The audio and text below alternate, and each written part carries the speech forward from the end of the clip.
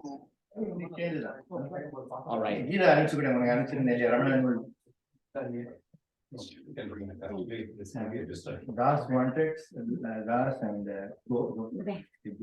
All right. Introduce yourself. All right. Okay, perfect. So welcome everyone in person and online. I think you know well why I'm Akilesh. I'm here to teach. I've described this in the flyer as talking about Ula the Narpa, the Anubandham, which is the supplement to the 40 verses that Ramana Maharishi wrote. So another extra, whatever, 40 verses. But actually, that's only going to be a springboard, is the truth. What I really want to do, so I'm going to be teaching for about a week. And what I'd like to do is I'd like to make this an opportunity to invite you all to, during this week, practice. The key points, the most important spiritual knowledge is not to be gotten, as we'll see from this very text, from the text. The text is an encouragement to look within, continuous inward looking, and we'll cover that in more detail. But what happens is when you try to do this all the time, you run into obstacles. And those obstacles, if you bring them up in these sessions over this next week, we'll be able to discuss them. And they could be obstacles like stuff to do with your everyday life, or they could be obstacles that relate to the theory behind Vedanta and doubts that you have that arise, whatever. So I feel like the most valuable thing that I can offer, really, in terms of any activity at least, is that this feedback loop of encouraging you to practice in your daily life, and then as you bring back the difficulties that you have or the successes, we can discuss them basically. So we'll have some theory, but we'll also have, even during these sessions, by the way, as well, I also want to make them interactive in a couple of different ways. First of all, I want to encourage you all, online and in person, to ask questions when they come up. And even if it's a little digressive, it's okay. I mean, if it's extremely digressive, we can deal with it under those circumstances. But basically, to encourage you to bring up questions, it's fine. Bring up questions and we can address them, because this is ultimately the reason for this knowledge is to quell doubts, so as to enable you to practice, as the way I see it. The actual ideas themselves are, again, only auxiliary supporting structure for the practice. The practice is the teacher. The practice is the real teacher. So yeah, bring up your doubts. And also we're going to, like I say, during these sessions themselves, I'm going to set aside quite a bit of time to practice in various ways. Practice and get feedback. Practice and get feedback again and again and again and again and again. That's this is the heart of it, really. Everything else is window dressing. So, and what I want to start with as well is, so okay, I think it's actually a perfect opportunity anyway. I want to give an overview of the general spiritual framework, just because I feel like this can never be repeated enough. And the first verse in the supplement actually speaks to it, is the truth. So the first verse says, so actually there's an invocation first, which is the support, the soul, the source, the purpose, and the power of all this world, the reality behind all this appearance, that indeed exists. Let that, the truth, abide in our heart. So this is from the Yoga Vashishta, and if I'm not mistaken, Muruganar wrote this, is that right? Yeah, so Muruganar is one of Ramana Maharishi's key disciples, and he was instrumental in composing a lot of these, compiling, I should say, a lot of these texts, with Maharishi's approval, of course. So, but the first actual verse says, in the company of sages, attachment vanishes. With attachment, illusion. Freed from illusion, one attains stability, and then it's liberation while yet alive. Seek, therefore, the company of sages. So this is a lot of profound meanings, but it really gives you the entire framework, the entire spiritual search in this verse, is the truth. Because the basic idea is you have to vanquish, in some sense, your attachments. The attachments are what drive the mind towards and away from objects in the world. And they create and sustain the illusion that one is a doing, enjoying individual subject to the limitations of this world, subject to birth, death, disease, problems in your ability to get what you want, to avoid what you can't, what you don't want, all those things, right? And the basic purport of Vedanta and the spiritual search is to examine this sense that you are that person very, very, very, very carefully, great intensity. And in that process, these attachments will weaken. The attachments support a kind of illusion, this illusion of being this person. And they drive the mind to activity that sustains the illusion. And reciprocally, the illusion of being that person, of having that identification, drives the mind to desire and fear and all its activities. So this is a kind of mutually self-sustaining process. So this process of the movement of the mind and the identification with that movement prevents the mind from seeing clearly what is.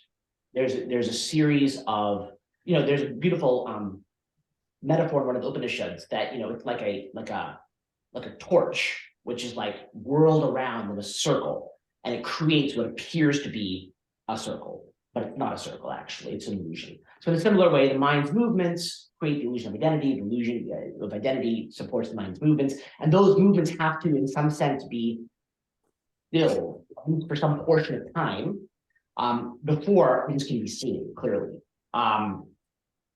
So yes, the illusion is supported by attachment, right? And freed from illusion, one attains stability. What is the stability? Stability is a certain kind of concentration, a certain kind of quietness of mind, and then liberation while you're alive. This concentration, this stability of mind, is actually not quite enough.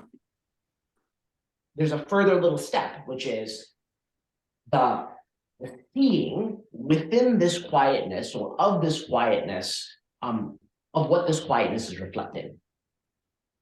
So there's really a couple of different steps here, right? So one step is, in some sense, the mind has to be relatively quieted. And then when it's relatively quieted, the mind becomes, as they say in different traditions, the sort of stainless mirror. But the stainless mirror is not the end. The stainless mirror is just a provisional, temporary contraption that we come up with so that we can see our image within the mirror and recognize it. Because the idea is we don't want to have to be dependent upon the mirror to see who we are. That is to say, we don't want to have to be dependent upon acts of intense concentration forever. We engage in the intense concentration so that we have the opportunity to make this recognition. And once the recognition sets in, then we are freed from the obligation to continuously keep on cleaning this mirror of mind. We want to be liberated from even the idea that we are this mind that needs to keep seeking. In order for that to happen, we have to pretend, or at some level, acknowledge that we are seekers,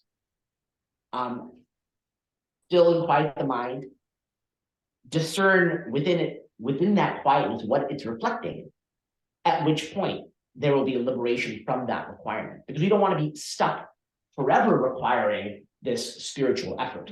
Ultimately, the point is, as Ramana Maharishi says at one point, once you know who you are, you have to keep repeating it to yourself. Like, your name, right? Normal people think they are their, individual bodies and, relative selves. And under that belief, they don't have to keep repeating it to themselves or keep working to recognize that again and again and again. And we want that same conviction, except with respect to a very different identity. And what is that identity? It's identity that was mentioned in invocation, which is you are not, in fact, an individual subject to these limits, that you are, in fact, something which transcends all the boundaries, all the categories, which is beyond time, which is beyond space, which is beyond birth, which is beyond death, which is beyond being affected by suffering or enjoyment or any change whatsoever, right? While at the same time being compatible with all of these things, And this is not merely a figure of speech. This is the actual truth, which can be recognized in some profound sense. In what sense exactly, we'll have to see, because the reality is the recognition of this is a very paradoxical thing. There's a certain paradox built in, because the mind is itself the obstacle to such recognition. The mind itself is the seeker of such a recognition. The mind itself is the recognizer of the recognition, and the mind itself is what is put aside during the recognition. So it's a whole, as you come closer and closer to the truth, it becomes harder and harder and harder to describe accurately. It's like a black hole. Words fail, language comes closer and language breaks apart. Concepts break apart, because all these concepts are themselves based upon the fundamental illusion that one is the sort of core, central, atomic, solid, inner entity of sorts that is contrasted from this outside world. When I say outside, I don't just mean physical. I mean the mental, the emotional, the imaginary, memory, dream, fantasy, all of these things are outside. So there's some sense that I'm in here, somewhere in here am I, as opposed to all these other things. And that sense is what founds concepts, categories, and language. And even the language of spiritualism is subject to this. So as you come closer and closer to seeing the true nature of this very, very, frankly, bizarre, magical illusion, the very foundation of language is undermined. And that's why all the scriptures and all the traditions, no matter whether it's Hinduism or Buddhism or Taoism, whatever it is, right? You see the sages speak in paradox. Why? It's not because they're trying to be obfuscatory. It's not that they're trying to be, deliberately mystifying. It's because when you try to describe the truth directly, you inevitably have to go around in circles. Because any way you describe it this way, you can immediately just immediately say, well, but the other side of the coin is equally true. You can't capture all of it because the truth is not, it's not divisible that way. The illusion of a personal identity gives the illusion that the world can be divided in that way. Because only when you have the sense of I'm in here as opposed to I'm out there, have you created the boundaries that then allow you to cut up the world into little pieces, right? As they say in Sanskrit, like nama and rupa, name and form, Name and form cannot exist unless you have an initial sense of inner core, immutable, something, some kind of, again, core identity. But if that turns out to be itself resting, as they say in the stories, like I feel like this has been the stories from many different places, but someone says, oh, what is the world resting upon? A giant turtle. This is somewhere in mythology. What is that turtle on? Well, there's another turtle, but beneath that turtle's on another turtle. And it's turtles all the way down, basically. There's a very, very strange thing going on that's at the heart of individual identity. And so, without that illusion, you can't have these concepts of separation, basically is what the point is. And even the idea that we're going beyond separation, even the ideas of liberation themselves, these are only metaphors, actually. They cannot actually express things. The truth is beyond words. The truth is beyond these concepts, which is why, again, I've said at the beginning, right? The real truth can only be discovered, if at all, through practice, right? These words are not to be taken as the absolute truth. They are merely to be taken as references to help you go inside, because there's something that cannot be expressed. However you express it, it's going to be off. It's going to be off this way, it's going to be off that way, one way or the other. Even to say it's always going to be off, even that's off. So no matter what I say about it, it's going to be off. So just keep this in mind, right? We don't want to get caught in the net of metaphor. Go ahead, yeah. So again, while I'm reading all these books, so Ramana Maharishi mentions focus on the I, which is the subject. Yes, correct. So, and I got it intellectually, but practice, to focus on. Yes. So that is where the stilling of the mind, the cleaning of the mind, etc. That has to happen. So you sort of, so that subject versus what you experience, say, when you're in meditation, and you have some quietening of the mind. How does one tell the difference between what is just, the quietness of the mind versus, the subject? Yes, well, it's a very good question. So we're gonna go into self-inquiry in detail, okay? But the basic answer is, are you aware of it? If you can say to yourself, I'm aware of it, this is not the subject. Right, exactly. Right. So the moment, this is the whole trick, because, everything in some sense seems like it's something you're aware of. And yet, here you are. You know that you are. You know that you are. But in some sense, everything, when you look for what you are, all you see are objects. Right. Right. When So you start looking, you're looking for objects. that's right. So, and he also mentions that you take the mind and rest it. He mentions the heart, right, on the right Yes. side, and rest it in the heart, to quiet. So I'm, getting all these words, but the Yeah, the hard thing I'm gonna go over, I will tackle it. There's some verses in it that deal with it. And I think there's a certain peculiarity in Maharishi that he likes this hard language, but he also himself clarifies that ultimately by the heart, he simply means ultimately the self. I think he uses the heart, I'll say very briefly, right, that when one is looking for I, it was Maharishi's contention, my understanding anyway, that there's a natural draw to say I'm here somewhere, and as a kind of stopgap measure, he said, kind of focus on this. But ultimately, this sort of feeling of in here, he well knew, is itself just a feeling. It's another object. But behind this object, if you keep pursuing that sense of I beneath it and beneath it and beneath it, so to say, quote unquote, beneath, you'll eventually recognize that what seemed to be here actually out there. So yes, I mean we'll cover self-inquiry much more detail. Don't worry. No, this is the whole trick. I mean, this is the whole. Guhesha. It's coming. It's coming. Yeah. Exactly. So, you're going to be discussing techniques of how to go. Absolutely. Yes. Within. 100%. Yes, absolutely. That's Go the key below thing. to the lowest turtle and beyond. Yeah. Well, the turtle cannot be. You can never go to the bottom of the turtle. What you can do is recognize the turtles as a whole are a kind of illusion. That's what. Yes, 100%. We'll be discussing that extensively, practicing it today.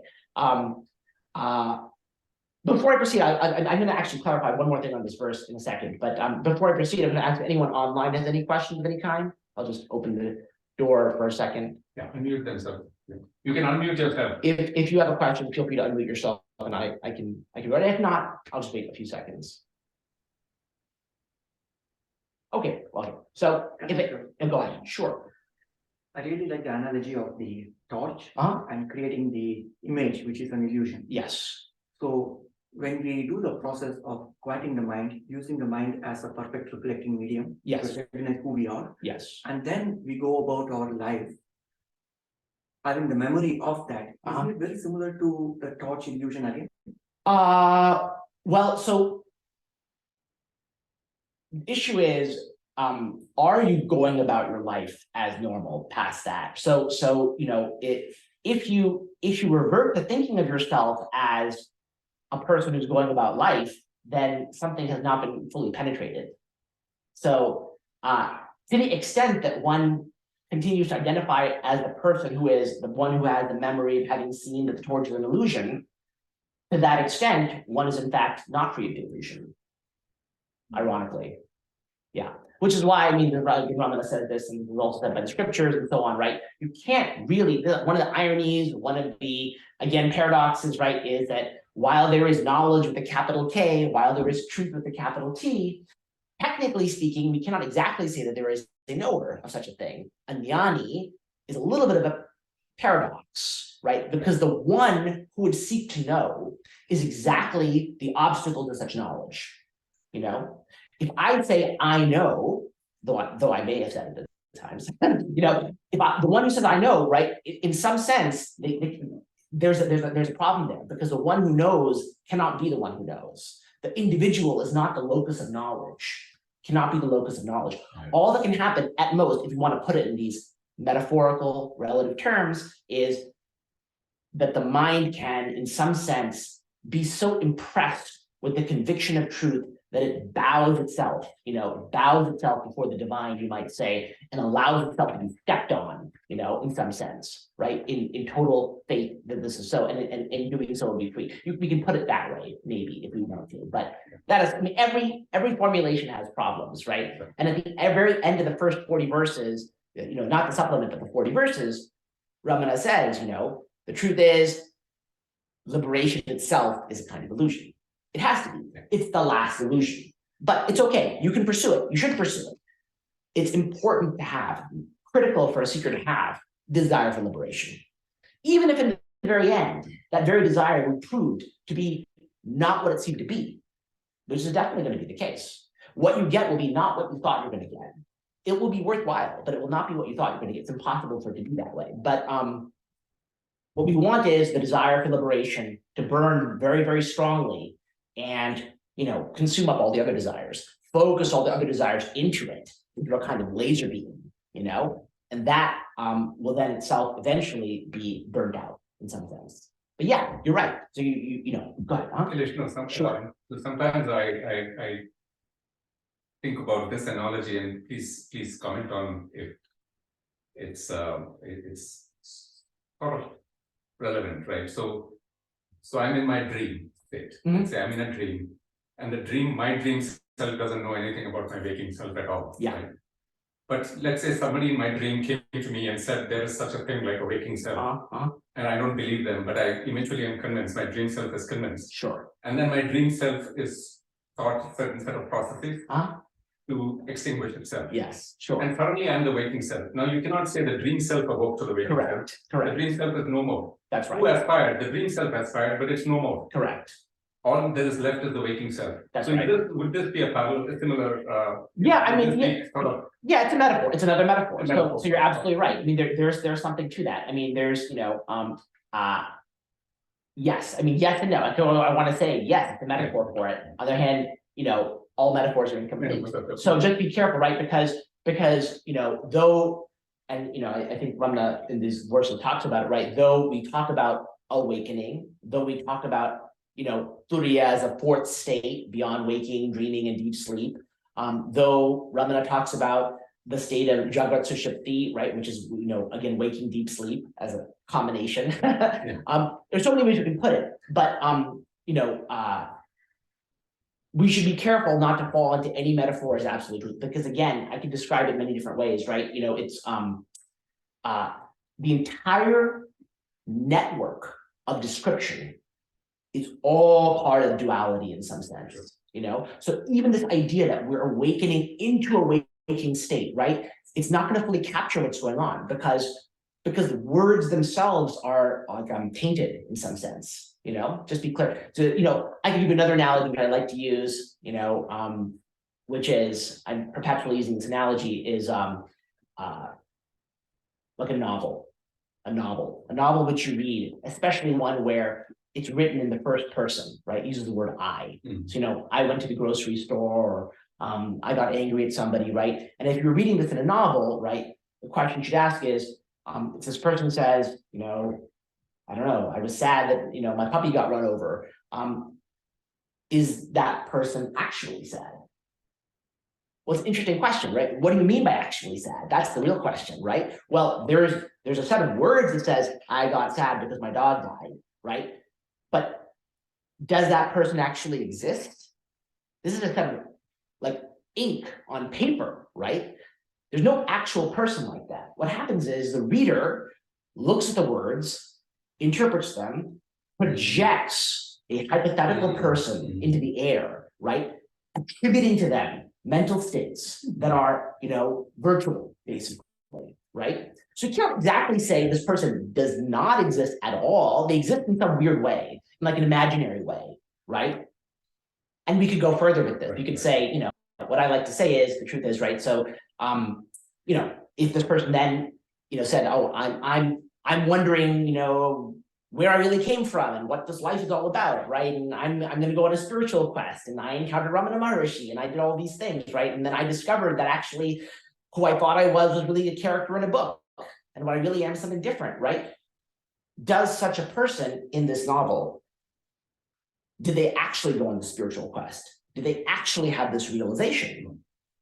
No, or at most you could say they had it in the same imaginary way that everything else occurred, right? Which is to say, in this virtual way, right? And what makes it trickier is, in my opinion, is we could extend this analogy a little bit, which I like to do, which is the reader of the book. Imagine the reader of the book. We again divide, right? We say, okay, there's a character in the book that's just ink on paper, but there's reader of the book. The reader is real. The reader looks at the characters in the book, the letters and the words, and interprets this and makes this imaginary reality. But what if the reader themselves were a character in a second book? That's really close, okay? And then the reader of the second book is a character of the third book. Again, now with the turtles kind of thing, right? Yeah. So we can't escape, right? We want to think, oh, there's waking. Oh, we go into a wake, we wake up. But but what if that waking is another dream? That's really closer, right? So as soon as you have a concept of waking, you have a concept of dream. If you have a concept of liberation, you have a concept of ignorance. So, we're trying to get out, but you can't even say that, because as soon as you're trying to get out, it means it's a concept of in. We're trying to get beyond in and out, but you can't say beyond in and out, because that creates a not beyond in and out. There's something which is without contrast, you can't even say that, right? No matter how you say it, right? In the Upanishads, it said, right? Nadi, right? The true self is whatever you say in it, it's not true. Not this, not that. Even that statement is itself subject to itself. You cannot even say that of it. You cannot even say that it cannot be described. Even that's a description.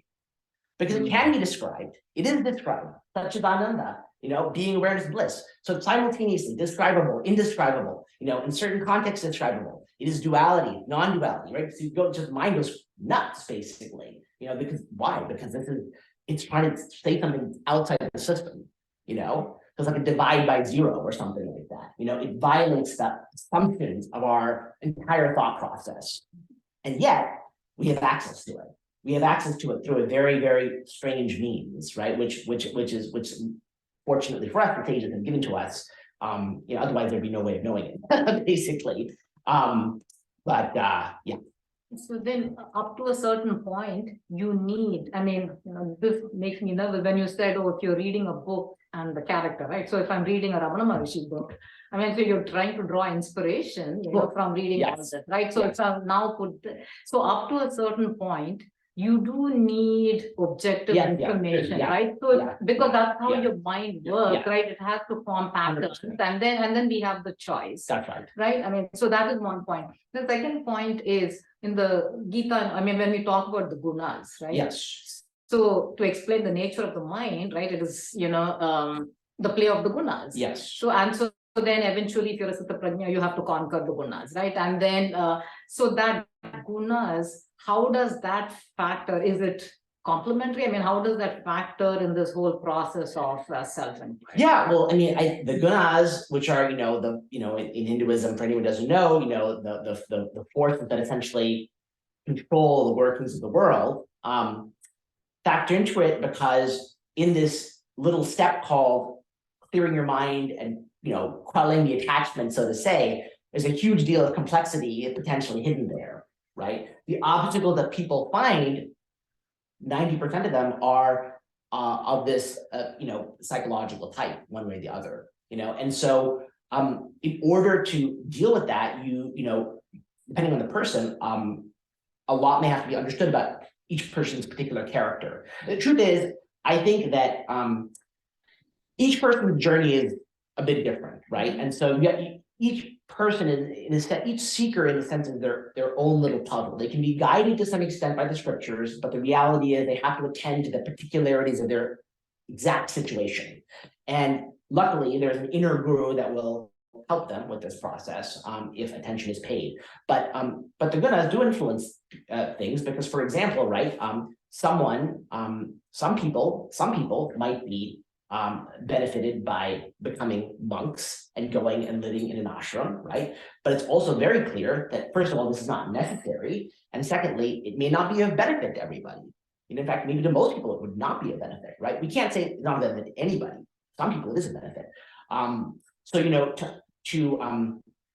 to to go in and, I mean, I sort of, harped on this more in my first book, and have not really discussed it, I'm not discussing it here so much right now, but I do think there is a very important psychological process for seekers of coming to terms with their own inner world, coming to terms with their own deep desires. And not all desires can be simply, or should be simply, overridden by force of will, right? So this is where I depart a little bit from perhaps some of the ancient prescriptions, which were aimed at maybe more monks, basically, right? Where they're very harsh and I would say absolute, prescriptions, you might say, against all pleasure, right? Avoid sense pleasure like the plague, like poison, right? I mean, there is some truth to that. I can understand where they're coming from.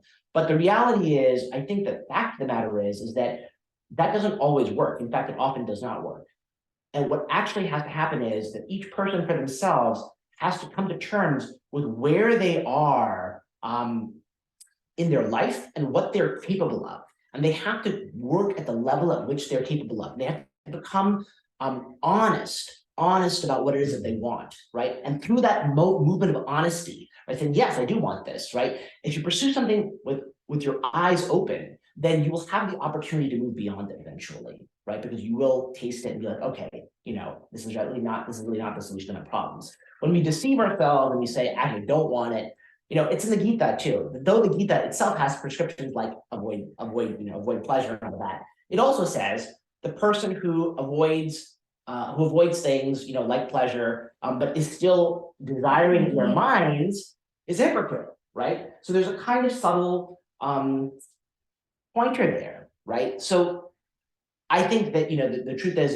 a lot of these guna type things I would say is, are manifesting in a complex recognition of our own psychological realities and coming to terms with what it is we want, being honest about what we want. I mean, I'm a huge proponent, I'm sure I've said it before, anyone in the internet audience, but I'm a huge proponent of therapy, for example. I think it's a modern way of working through some of these psychological obstacles, and traditional Vedanta teaching, there's a whole slew of qualifications for seekers, right? Even now today, if you go to a very traditional Advaita teacher, right, they're teaching this incredibly systematic way up this long ladder of stuff, right? And I understand, because many people are not necessarily willing is what it comes down to, willing to pursue this knowledge immediately, right? They are not in the mental space for it. So they have to do what they can. For some people, it might be just going to the temple once a week. That may be all they can do. That's better than nothing, right? And then once a week, maybe it twice a week, maybe they start to pick up some, prayer, and then prayer becomes looking at a scripture, and then a scripture piques their interest in something else, right? In the Gita, it said, even to be interested in the spiritual knowledge in the first place, even to be interested in hearing about it, is already the product of countless lives of meritorious deeds. That said, Ramana Maharshi, at least what we, the main focus of, though he may have said different things to different people, right? His focus, and also my preferred focus, is on the sort of spear tip, right? The actual final, little piece, most important, most piercing piece of the spiritual search, which, I like the idea of anyone who wishes to can try it, and let them, if they feel a passion for it, let them come, and Maharishi also said at some point, all these qualifications, that were set out, it's doubtful that anybody in the history of the world has ever met them all. That's like, Akilesh? Akilesh, yes. Yeah, go ahead, sorry. Yes, just a question on, the as far as the scripture that you picked, the Anu Bonham, as opposed to the original 40 verses, and as opposed to the Upadesa Saram, what is it that drew you to speak about that tonight? That's a great question. So I've already commented on my website about the original 40 verses. And so I thought, oh, it'd be interesting to like take a look at the supplement, essentially. That's pretty much all it was. And I know there's a complex, publication history behind the 40 verses and the supplement. Some of the original verses for the 40 verses were then not published in the 40 verses, and they were instead published in the supplement. So really, it was just that. It wasn't any super profound reason beyond that, I thought it'd be kind of interesting. So the one question that would come up is when we speak of sage, Yes, good question. many of us, we're almost better off being still and quiet ourselves, because there are so many, and you're wonderful, by the way, and that's why I'm here, because the satsang it's any time that we can be with truth, it's a worth, especially with the guru Ramana. But the challenge is that there really are, spirituality has become like a sport out there.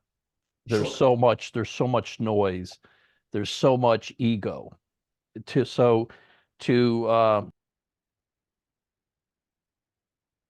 happened? Are you there? Sorry. The being with the real sage in many cases is being still by yourself, as opposed to trying to find a group, because you're going outward, to find a. Sure. Ramana was absolutely the real, No, the real deal. You're making a great point. Look, I'm glad you brought this up. What is the meaning of a sage? You're absolutely right. The truth is the real sage, the most important sage is the self, right? The self chooses, in fact, it's in the Upanishad, the self chooses to whom it will liberate in some sense. So if there were not an inner guru, if there were not an inner sage, all of the rest would be useless. There's no question about it. And ultimately, all the outer sages are only meant to point you to this inner sage. And once you have, being directed by the inner sage, you can ignore everything else and just focus on that. No, 100%, no question. And I'll also point out as well, right, that sages, you're right. So, it's not necessarily easy to find what that means for each person. Maharishi said, I'm going to add a couple of things here. So Maharishi said, I think at one point, right, you'll know a sage, at least a sage for you, if you feel peace in their presence. Beyond that, I would also say, for example, people could be sages in different ways. Like, again, speaking of psychological things, I think the right kind of therapist could be a sage. I think the right kind of teacher in other contexts could be a sage. Certain relationships, in one of the scriptures, I think it's called the Uddhava Gita. It's said that one of the seekers there, nature was the sage there, right? He learned from the wind, he learned from the trees, he learned from the plants, he learned from the mountains. They taught him. So we've got to have a more fluid notion of sage. It isn't necessarily a human being. And Ramana would be the first to say it anyway, that the actual physical form is the least important part of him. So yes, I absolutely grasp your meaning. That said, of course, people can benefit from human contact. So that's also there. It depends on the person. But yes, thank you. I fully agree with you. Silence is a teacher, 100%. Well, thank you. I mean, this is pure. What you're teaching is pure, and so it's worthwhile for a serious seeker. But there is not a lot of purity, especially if you live on the coast in the United States, whether it's the West or the East. But thank you. I don't want to take up time. I love it. I'll just say, right, it's again, these different sayings come to mind, it's you kind of have to hope and have a certain degree of faith that that something is directing the spiritual search, because otherwise you'd just be screwed, really. There has to be some faith that something higher is directing it. Like, so the way I see it is, sometimes it's the case, I've seen this several times, where people do approach teachers who may not be the best, but they're stepping stones. So I think the truth is, right, they might be attracted to them and they might learn something, or maybe they might even learn who to avoid in the future, right? But something has happened that then leads them somewhere else, right? They bounce and bounce and bounce. They finally find their way, because unfortunately it's not obvious in any field, let alone this field, which is probably the hardest one, you know, who is right for you. It takes some doing. And I think, you know, yeah, you have to, you know, if people are not prepared yet to just look inward, then they will have to struggle and, you know, flail and have sort of the wrong people for a while. But eventually something will lead them, you know, to the right person eventually. Or Yeah. you have to or you have to, you know, just take a no longer living sage, Sure. like Ramana, Jesus, or Nisargadatta. And do you feel that there's any disadvantage of having, I know Dattariya, you mentioned 24 gurus. Do you feel that that does at some point diminish when you have multiple gurus? I'm talking about not living gurus, but like, you know, just saying Ramana versus Jesus. I mean, if you find, I think against an individual thing, if the individual finds it useful to have multiple gurus, I don't see a problem. I don't think there's any absolute rule about these things, you know, because after all, legitimate gurus are all in one way or the other saying the same thing. They might be saying it from very different standpoints, they might be using different vocabulary, they might have been in different historical contexts, right? But the wisdom they teach is ultimately timeless, and you know it has to be different facets of the same thing.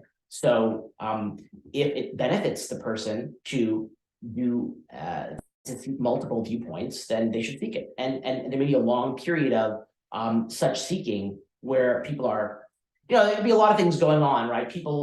Often people drawn to the spiritual search depending on their particular character. They might need a lot of intellectual framework, right? I was like this at some point, so you know I understand. And they might be trying to compare and contrast, and you know, and they may need that. You know, it's fortunate, I think, in some ways, if someone is drawn to one person who happens to be right for them and is able to put all their faith in that and just proceed, right? They're lucky, but not everyone is so lucky. And if people have to go and compare, then let them compare. It's fine. Thank you. Yeah, go ahead. So you were talking about. Yeah, can I say something? Going to Oh, therapy, right? sorry, I will take you just 1 second. I'll No, address let me this. finish that. Oh, okay, no, go ahead. Go ahead. Okay, go ahead. Whoever's online can. Oh, oh yeah. Oh yeah. Yeah. So as someone who has jumped between many teachers, and it's been a long period of seeking, a long period of wandering, kind of, and it's blind faith, and after so much wandering, as someone who's done all that, when I see stories of people coming to Ramana Ashram and they make eye contact with Ramana Maharshi, and then they get glimpses of the self, which is something I've been trying for years. But then that the ultimate state, which they got just by looking at him, and is there a coincidence that it happened, or was their presence something that was important? And even in the Zen teaching, there are things like they call it a transmission beyond scripture, and Right. and there's something the famous story of Mahakashyapa in the presence of the Buddha. Something happened to him, and he started laughing.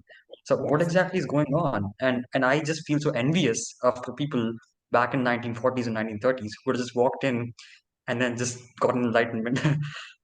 Sure. So look, you know, I think many different things could be said to be going on, but I would say, look, you know, Mahakashyapa, for those who don't know, the story, at least the story I've heard, is, you know, he was the, you know, founder of Zen, basically. And, you know, the Buddha, one of the many stories, you know, wanted to test which of his disciples was the purest in some sense, right? So he just plucked a flower or something like that. And Mahakashyapa then got it. Like the realization does from that, right? Why? Because Mahakashyapa's mind was said to be that pure, that right. That means that mirror was so stainless. It took just like the gentlest breeze, right? That's all it took for him to realize it, right? So I think the point to be, and everyone else, you know, they needed words, basically. They couldn't get it just from that, the subtlest gesture. The point with Mahakashyapa, though, is he was able to do that in the Buddha's presence because his mind was so exceptionally pure already. So his attachments were already so quieted, his mind was so ready to receive, right? And it might be the case that many of the people who went to Maharishi, well, first of all, I want to say two different things here. One is many people who may have been drawn to him because their minds were ready to receive such a thing. And secondly, I'll say, we should be very careful and clearly differentiate a glimpse from realization. Glimpses are simply momentary states of the mind going into some kind of samadhi, basically, some kind of profound contemplative state where one feels, let's say, at one with everything, individual identity seems to be momentarily dissolved, right? It's not quite the same thing as realization, because glimpses, by their nature, come and go. So it may also have been the case, so I think there's one element which is there's a certain electricity running, let's say, and people who are ready for that, for the reception of that electricity, will receive it. And, maybe they had to persuade, maybe in their mind, they had to persuade themselves that, oh, I need to be in the presence of this particular guru before it's going to happen, right? So there's kind of suggestion inside their own minds. But the reality is, anywhere they are, the smallest thing could have triggered it, So Ramana himself would say, right, he gave the example in the Bible of, this is a slightly different thing, but, many people credited Ramana with all kinds of supernatural powers, right? And he would say, it's actually according to the faith of the person that this happens. It's not my power, he says, it's their faith. And he gives the example of in the Bible, a woman, I think, asks Jesus to heal her relative. I forget the exact story, heal a relative from something. And Jesus says, by your faith shall it be done, something like that, She believed, right? Her mind was pure enough that she truly believed, and it did happen that way.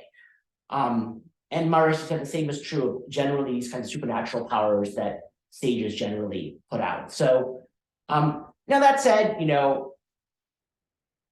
might it be the case that Maharishi had something extra that helped people attain these glimpses? It's quite possible. But I think the truth of the matter is that it's mainly a matter of the person's receptivity and ripeness, and not to be overly concerned with the idea of physical presence of a particular person. That's how I would view it. Yeah, okay. Because it seems like a shortcut, sort of, for someone who's been seeking so long. It sounds like a shortcut to just stay in the presence of someone. Yeah, I mean, yeah, exactly. Something that can never be a shortcut. The reality there can never be a shortcut.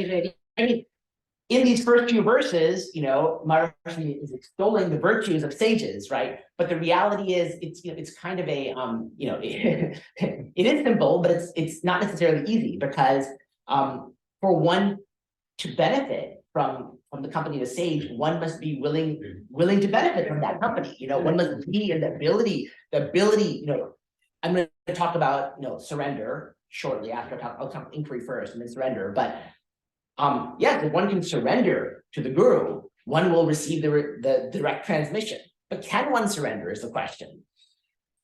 That's the whole issue, I don't want to, but just one, even Ramana Maharishi. Yeah. He attained realization at 16 with no scriptural background or Right. anything like that. But then it always made me wonder, why did he do so much tapas? After attaining realization, then he came to Tiruvannamalai, and then Yes. and then he did so many, so many years of Yes. tapas and everything. Yes. So that's the part. I mean, So here's my response. The question is, right, why did Ramana apparently was sort of sitting in a cave for 12 years after his realization? Why did he do that, right? The way I would see it, torture to his body. well, so the way I would see it is, and he himself said this at one point, right? So he said, people think, to be without, vasanas, right, means tendencies, right? Psychological tendencies and desires. So he said, people think that, if one is without these tendencies, that one would just sit like a stone. But he said, they don't realize that sitting like a stone is also a vasana. So this was his particular character to do that. That's the way I would view it, right? So when he had his realization at 16, his tendencies went toward the root of, well, I don't really feel like doing anything else. I'm just gonna have to sit in the cave. He wasn't concerned. It's not like he was unhappy. You say tapas, right? There's the implication that he was undergoing some suffering, but that was not his viewpoint. His viewpoint was, I'm immersed in bliss, and I don't care to be in this world of transactions. I have no interest in it. I have no need of it. I'm just going to sit where I am and I'm going to enjoy this bliss. And he was kind of dragged out by force of karma and circumstance to go be of service to the people nearby, essentially. You know? And but the people who are watching him, you know, when he was hit by stones, and yeah, at least that's how it's all described here. So the people, you know, when they see how he was, and you know, to give him a bath, his hair, his nails, I mean, Yes. they give a very detailed description. Yes, of all yes, that. I yes, mean, yes. So it is, yeah. Yeah, you know, from our normal, ordinary standpoint, it seems like he was suffering, but we cannot describe his inner standpoint as that way. And in fact, he said, right, from that point of realization onwards, my experience never changed. Yeah. That was his own description.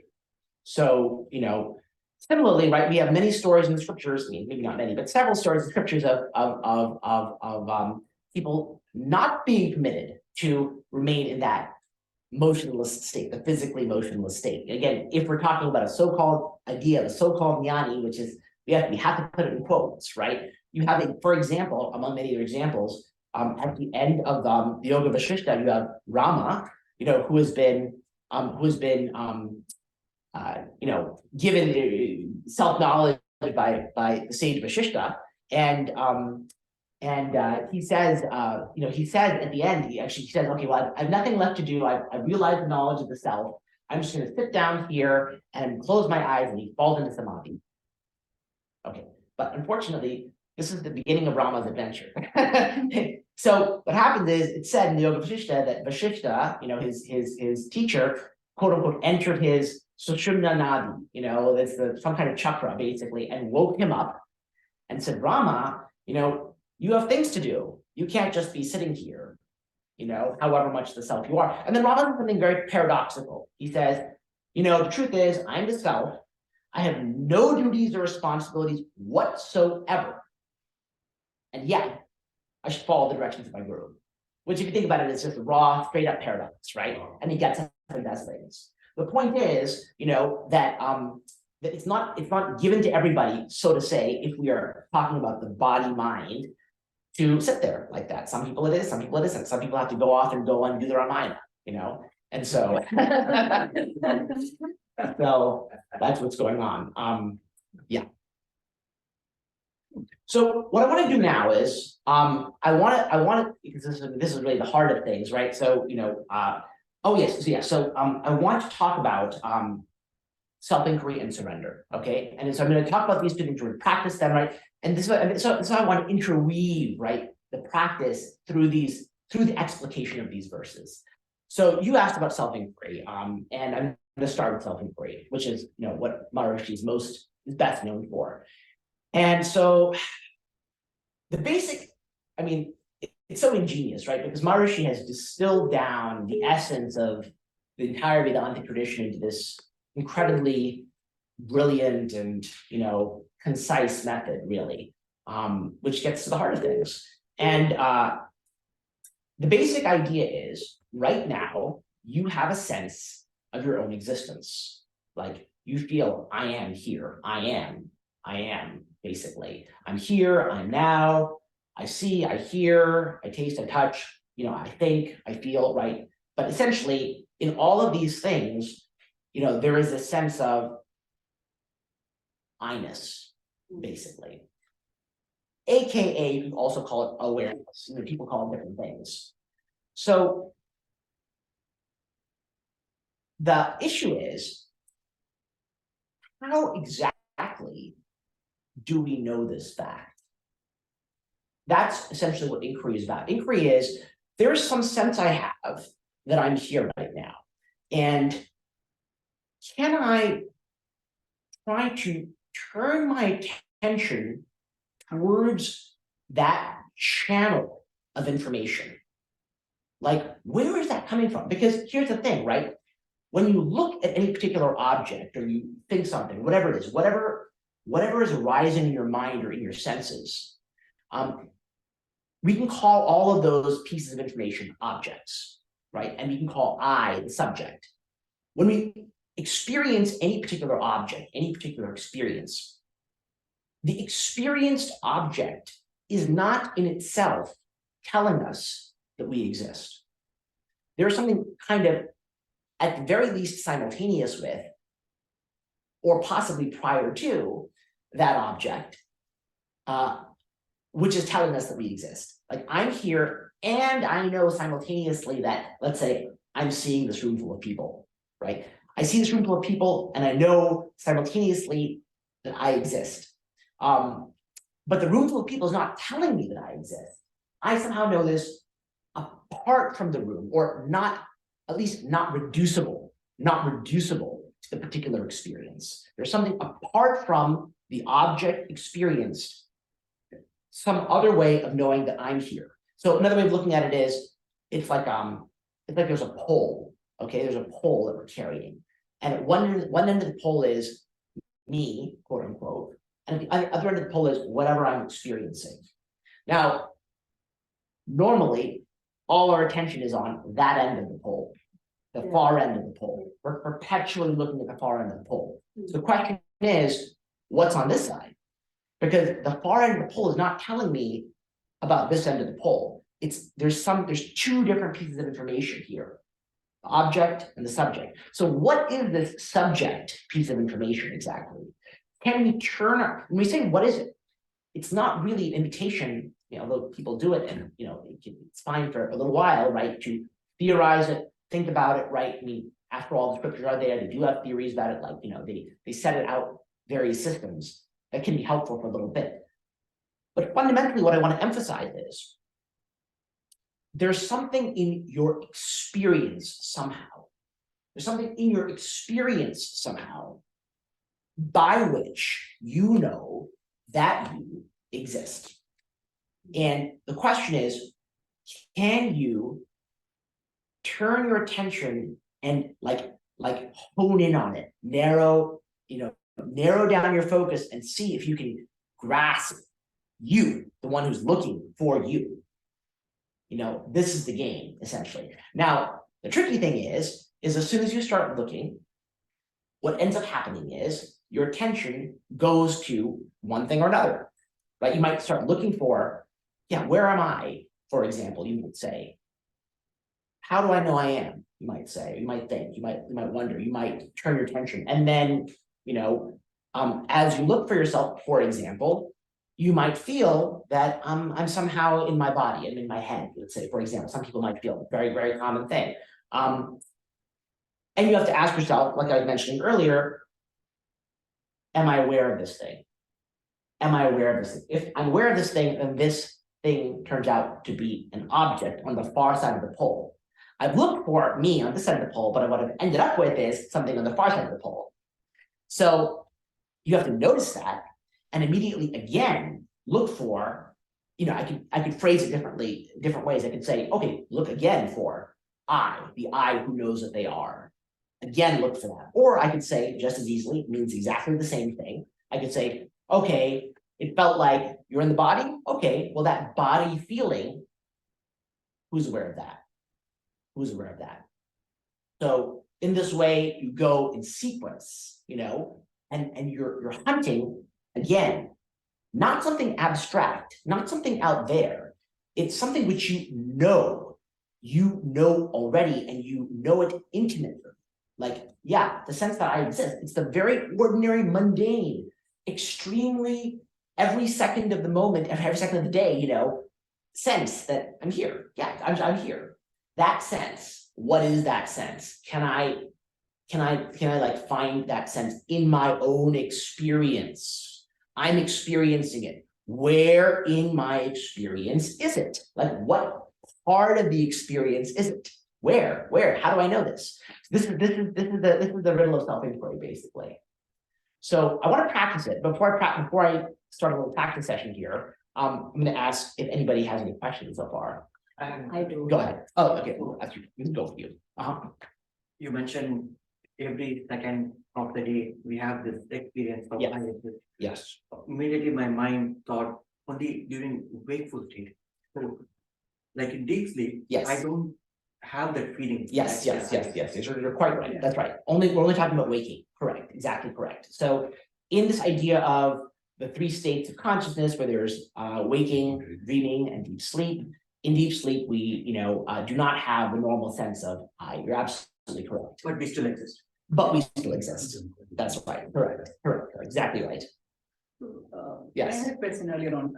So the question was, you were talking about the counseling. Yes, Therapy, right? yes, yes, How yes. does one even recognize that you need the therapy? Yeah, great question. So, okay, so my answer to that question is I'm recommending based on piracy recommendations, of course, that if one is a serious seeker, one is attempting to perform either self-inquiry as we're going to practice it, or surrender as we're also going to practice it, or both, some mixture, right? We're aiming to pursue it at all waking moments, this is the aspiration at all waking moments. It's not going to happen for a while for most people, but that's the aspiration. If one finds that they are unable to do this, and there is a serious motivational issue, like you just don't feel like you think you want to do it, but you just don't find yourself not doing it, right? And it's not clear to you why that is the case, right? It's like you're engaging in this sort of self-defeating behavior, but you can't find out why. It's not clear. Something hidden about it.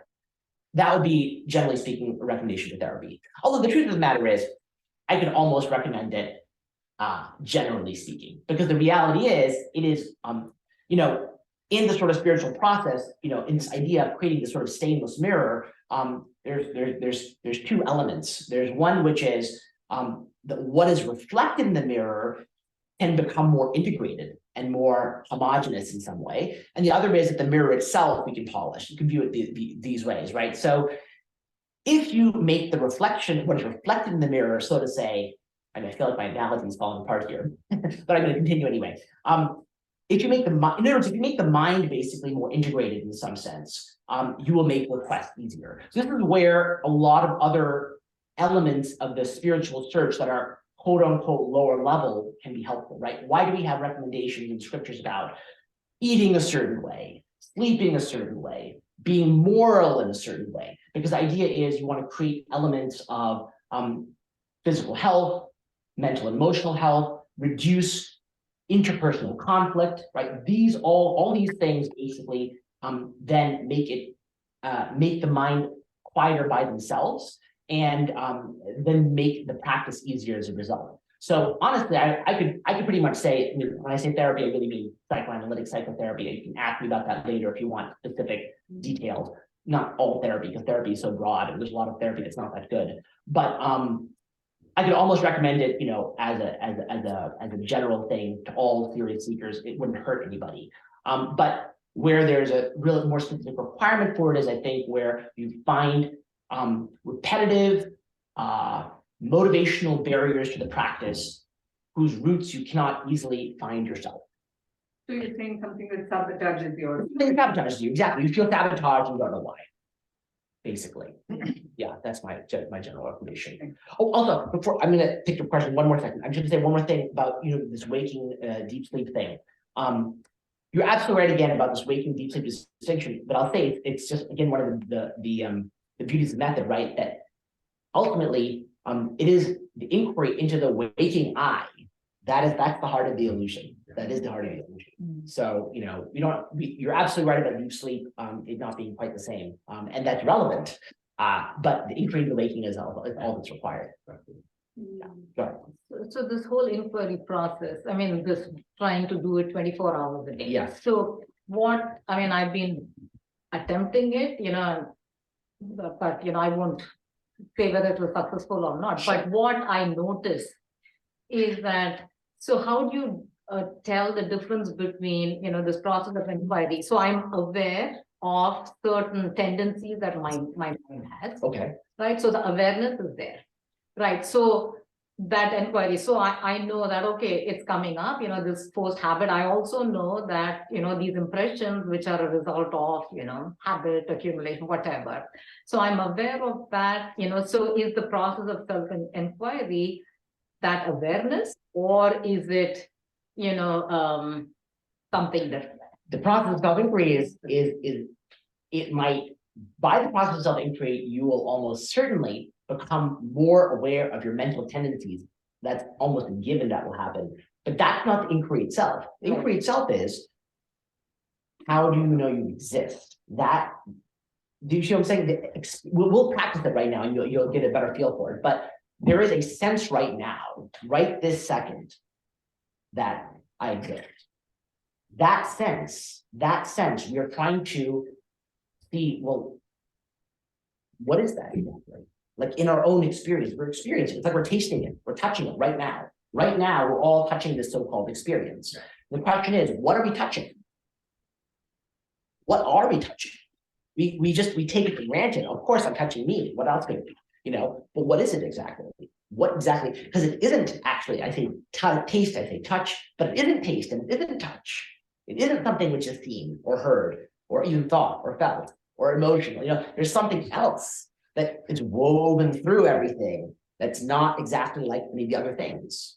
So that's what we're looking for. In the process of looking for that, yes, you will become more aware of your tendencies. So Akilesh, just a follow-up question to this thing. Right? So psychoanalysis and other techniques, why can't I back everything with self-inquiry? You can. So I can say, oh, what are my obstacles? Who is it that Yes, brings yes, the obstacles? yes, you Inquire. can. Who is it that has these problems? Yes. Inquire. Yes. It distills down to just that one question. Yes, right? yes. So if you have problems and obstacles, can't we just keep inquiring into them? You can. Yeah. You can. You can. Yeah. So inquiry is all you actually technically need. The issue is, like I say, what happens is for most people, if they have serious psychological issues which they have not dealt with, which is many people, their practice will run into a brick wall. They will not be able to continue it. They will not be able to continue it. In the sense they won't be able to inquire. They won't be able to inquire. That's right. They'll suddenly lose motivation. They'll find themselves avoiding it. They will do any number of other things. And they'll be very frustrated. And so, yeah. And yet something in them wants to. Yes, of course. They'll be like, yeah, I want to do it, but I'm not doing it. I mean, it's exactly like so many other things in life. I want to quit smoking, but I still smoke. I want to do this, but I don't do it, like that kind of structure. And I'll give you an example of, a famous, there's a famous Buddhist monk who I like, from the 17th century or something like that, Hakuin, who was an extremely dedicated monk, and brilliant, spiritual person. And, he was at one point meditating 18 hours a day, he said, and he says, his opinion is, and I agree with him, right? You have to really, this is, in some sense, though we talk about things like surrender, right? We shouldn't be completely fooled by this terminology. This is a fight of sorts. This is a war of sorts. He said, yeah, we should be breaking our heads against the great questions, the koan. Self-inquiries are kind of koan, the riddle. But anyway, he says, at one point, meditating 18 hours a day, and he kind of got sick, basically. It's some kind of illness. And the illness prevented him from continuing the meditation. And he said, I had to take a step back from meditation. I had to, though I was so devoted to it, right? And he had to go find somebody who was like a specialist in this kind of illness, and he had to get it treated, in some there's kind of meditative treatment for it. But the point is, he's like, these things happen. And so there could be barriers to your practice, which cannot, though they theoretically, yes, everything can be solved with inquiry. It's true. Everything can be solved with inquiry. But in reality, what might happen is, it's like, for example, if you're starving, you might find it very difficult to conduct the self-inquiry. And yes, you could say, well, who's feeling hungry right now? You could. If you're able to say it, fine. But it might be easier just to eat an apple, So that's why in Gita, Krishna says, those who seek the self, they should not eat too much or eat too little. They should not sleep too much. They should not sleep too little. You're just going to make your life easier this way. If you're put in a situation where you don't have the ability to get the food, can you then rely on the spirit? Yes, you can.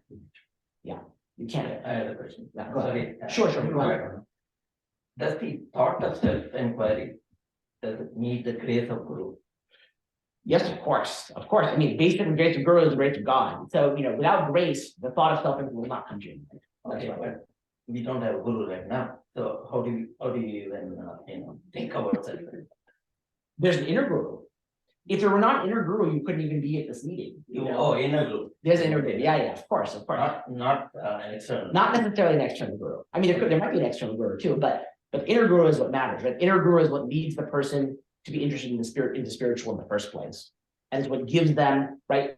Once you start tasting, right? Because the basic structure, right? The basic structure of how these meditative methods that I have not fully explained yet. Again, we should practice soon. But the basic structure of how these methods work in the framework of this first verse is that one meets the stages, one way or the other, whatever kind of stage they may be, maybe in the inner stillness of your own mind, if nowhere else, and one starts to make some contact with some kind of inner peace, right? Inward looking eventually leads to at least even the smallest taste of peace. And this then leads one to want to do it again, right? Again and again and again. Because once the mind, Maharishi says, there's an analogy of the horse that goes, grazing in the fields, and then it realizes, well, I don't have to go graze in the fields because oats are going to be in the stall. Why go through all that labor, right? So in the same way, we start to realize we don't need these external things like trying to touch our nose going round about our head, right? Rather than just, touching a nose directly. So, as you practice these inward looking methods, the initial reward is, and this is not realization exactly, this is the initial reward for a long time that gets the practitioner to increase practice, which is touching inner peace. As one touches inner peace more and more and more, other interests, which are after all loved only because they bring some kind of happiness, or one thinks they bring some kind of happiness, right? All our loves for people, for career goals, for this pleasure, for that pleasure. They're loved because we think they're going to make us happy in some sense.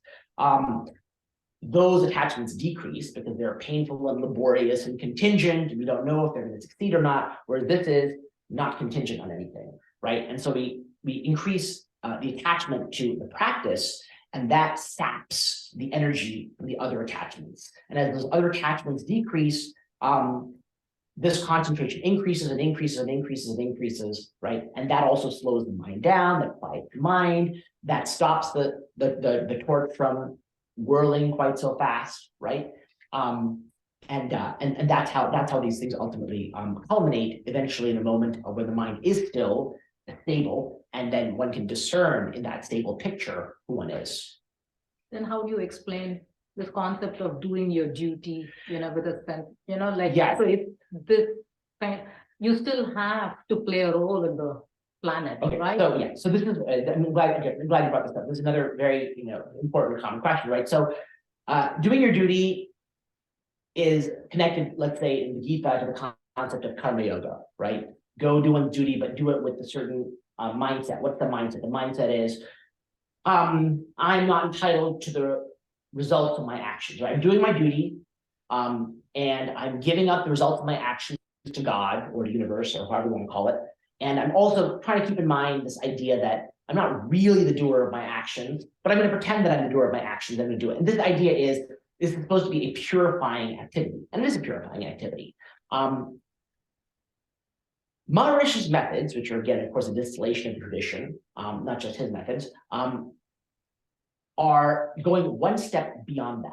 So they are challenging directly the very idea that one is, in fact, the doer at all.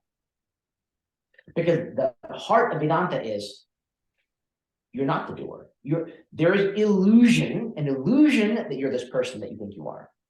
It's a very persuasive, compelling illusion. And that's why it feels like I have to be the one who walks over there to make the food. I have to be the one to pay the bills. I have to do this. I have to do that. I have to, right? And so self-inquiry and surrender are directly challenging that illusion, saying, no, if you really want the truth, turn your mind in this particular inward direction, and come hell or high water, keep it focused there. And eventually the movement of the mind that creates this sense will dissipate and allow you to see clearly, right? Now, that's scary, right? So the truth is, because most people are invested in their normal individual identities, and they're invested in the projects that are connected to those identities, and they're invested in their health, and their career, and their family, and all that stuff, right? And so if one says, turn your mind towards this directly, and every time any other thought comes up, subject it to the practice, it's too much of an ask for them, right? If one is willing to do this, please, it's what my Rishi encourages, is what I encourage. But for those who cannot or will not do that, right? For those who feel like they must keep investing effort as if they were the person, then for them, this somewhat easier, it's not that much easier, but somewhat easier recommendation is made of karma yoga, which is, okay, fine, go ahead, pretend you're the doer. It's like a kid in a car. It's a kid in a car who has, a toy steering wheel, and they think they're driving the car. They're like, well, I can't, someone says that you're not driving the car. It's a toy steering wheel. It's not connected to the car. Let go of the steering wheel. And the kid says, if I let go of the steering wheel, we'll crash. Right? They're unwilling to grip tightly to it because they're terrified, right? They're unwilling to make the leap of faith that's required to let go, right? So for them, we might say, okay, well, fine, drive the car, but try to drive it with this karma yoga sense of relinquishing the fruits of one's actions and trying to keep in mind that actually it's God that's really doing it.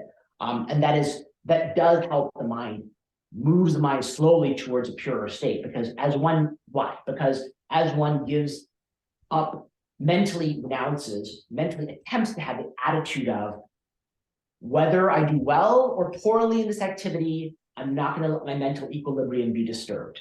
As one cultivates that attitude, the mind does get quieter. It's for that very reason, because one's already pre-prepared oneself to say, okay, well, I'm only entitled to the action. It's God's gift, whatever that result is, right? So, yeah, does that make sense? So the surrender and inquiry, which are Maharishi's key methods, are going a step beyond that. And so you might say, well, how do things get done? Well, this is the whole point. One thinks that one is the doer. This is the illusion. It seems like, how could things get done otherwise? That's because the mind is itself it's the paradigm through which one sees. And that paradigm does not permit you to see how things get done without you as the doer. But in fact, even now, things are getting done and one is not the doer. So basic practical, I just want to give an example. Yes, sure. So in the morning, Uh-huh. so when I wake up, Uh-huh. I go to my yoga mat, I'm in this blissful state, Uh-huh. right? I mean, all this. And then, I have to set a timer because, I may have an 8 o'clock call. Sure. And so then I notice this little, tug of war. If I'm not working, I could be spending more time in this blissful state. But then, no, I have this, right? I mean, so is that because of this doership I separate? Well, it's doership, and you might call it enjoyership, right? The idea that you're the person and you're going to suffer the consequences or the benefits of enjoy the benefits of your actions. So I think it requires a certain courage, right? It's like you're going to take a dive. It does And then require what happens? So you have to be even prepared to accept maybe that what you currently think might succeed, might fail, but I'm going to inquire nevertheless. That's right, because It needs that plunge. well, that's exactly right. So I'll say a couple things. One is, right, that leap can be taken in little increments, right? So one can leap in tiny bits, and the idea is, as you leap even a moment, right, you will touch something even briefly for a second, and that will make you more inclined to leap a second time and a third time and a fourth time. And the other thing I want to say, to clarify, is these methods do not require you sitting on a yoga mat all the time. They're not against it. It's okay if you sit on a yoga mat, but they are about maintaining the practice at all times, right? Whether you are cooking or talking, because the basic idea is this, right? One is challenging the notion that one is this image of the person that one thinks one is, right? Actually, the image you might view it as is on a movie screen.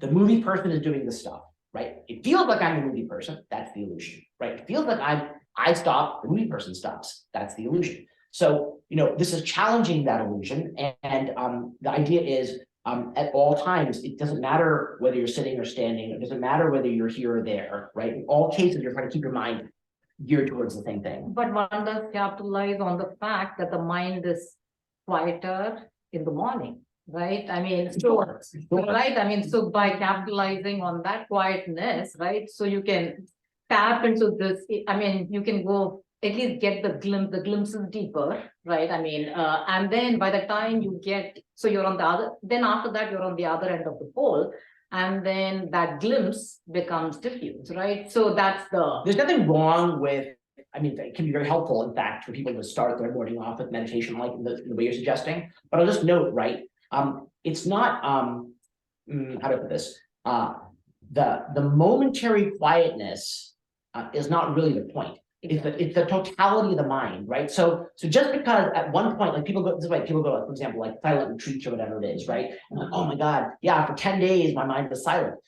It's helpful. I don't want to say it's not helpful, but let's just be clear, right? yeah, Like it's not the be all it's and not, it's no, because you go out, you go right back out, and all your attachments are still there. yeah, exactly. So it's an artificial environment. So, again, it's okay to learn to swim in a swimming pool before you go to the ocean. It's fine. If you want to use that analogy, no problem. And it can be helpful. But just to recognize, it's not about, it's not just about that one moment. It's about, it is about continuity.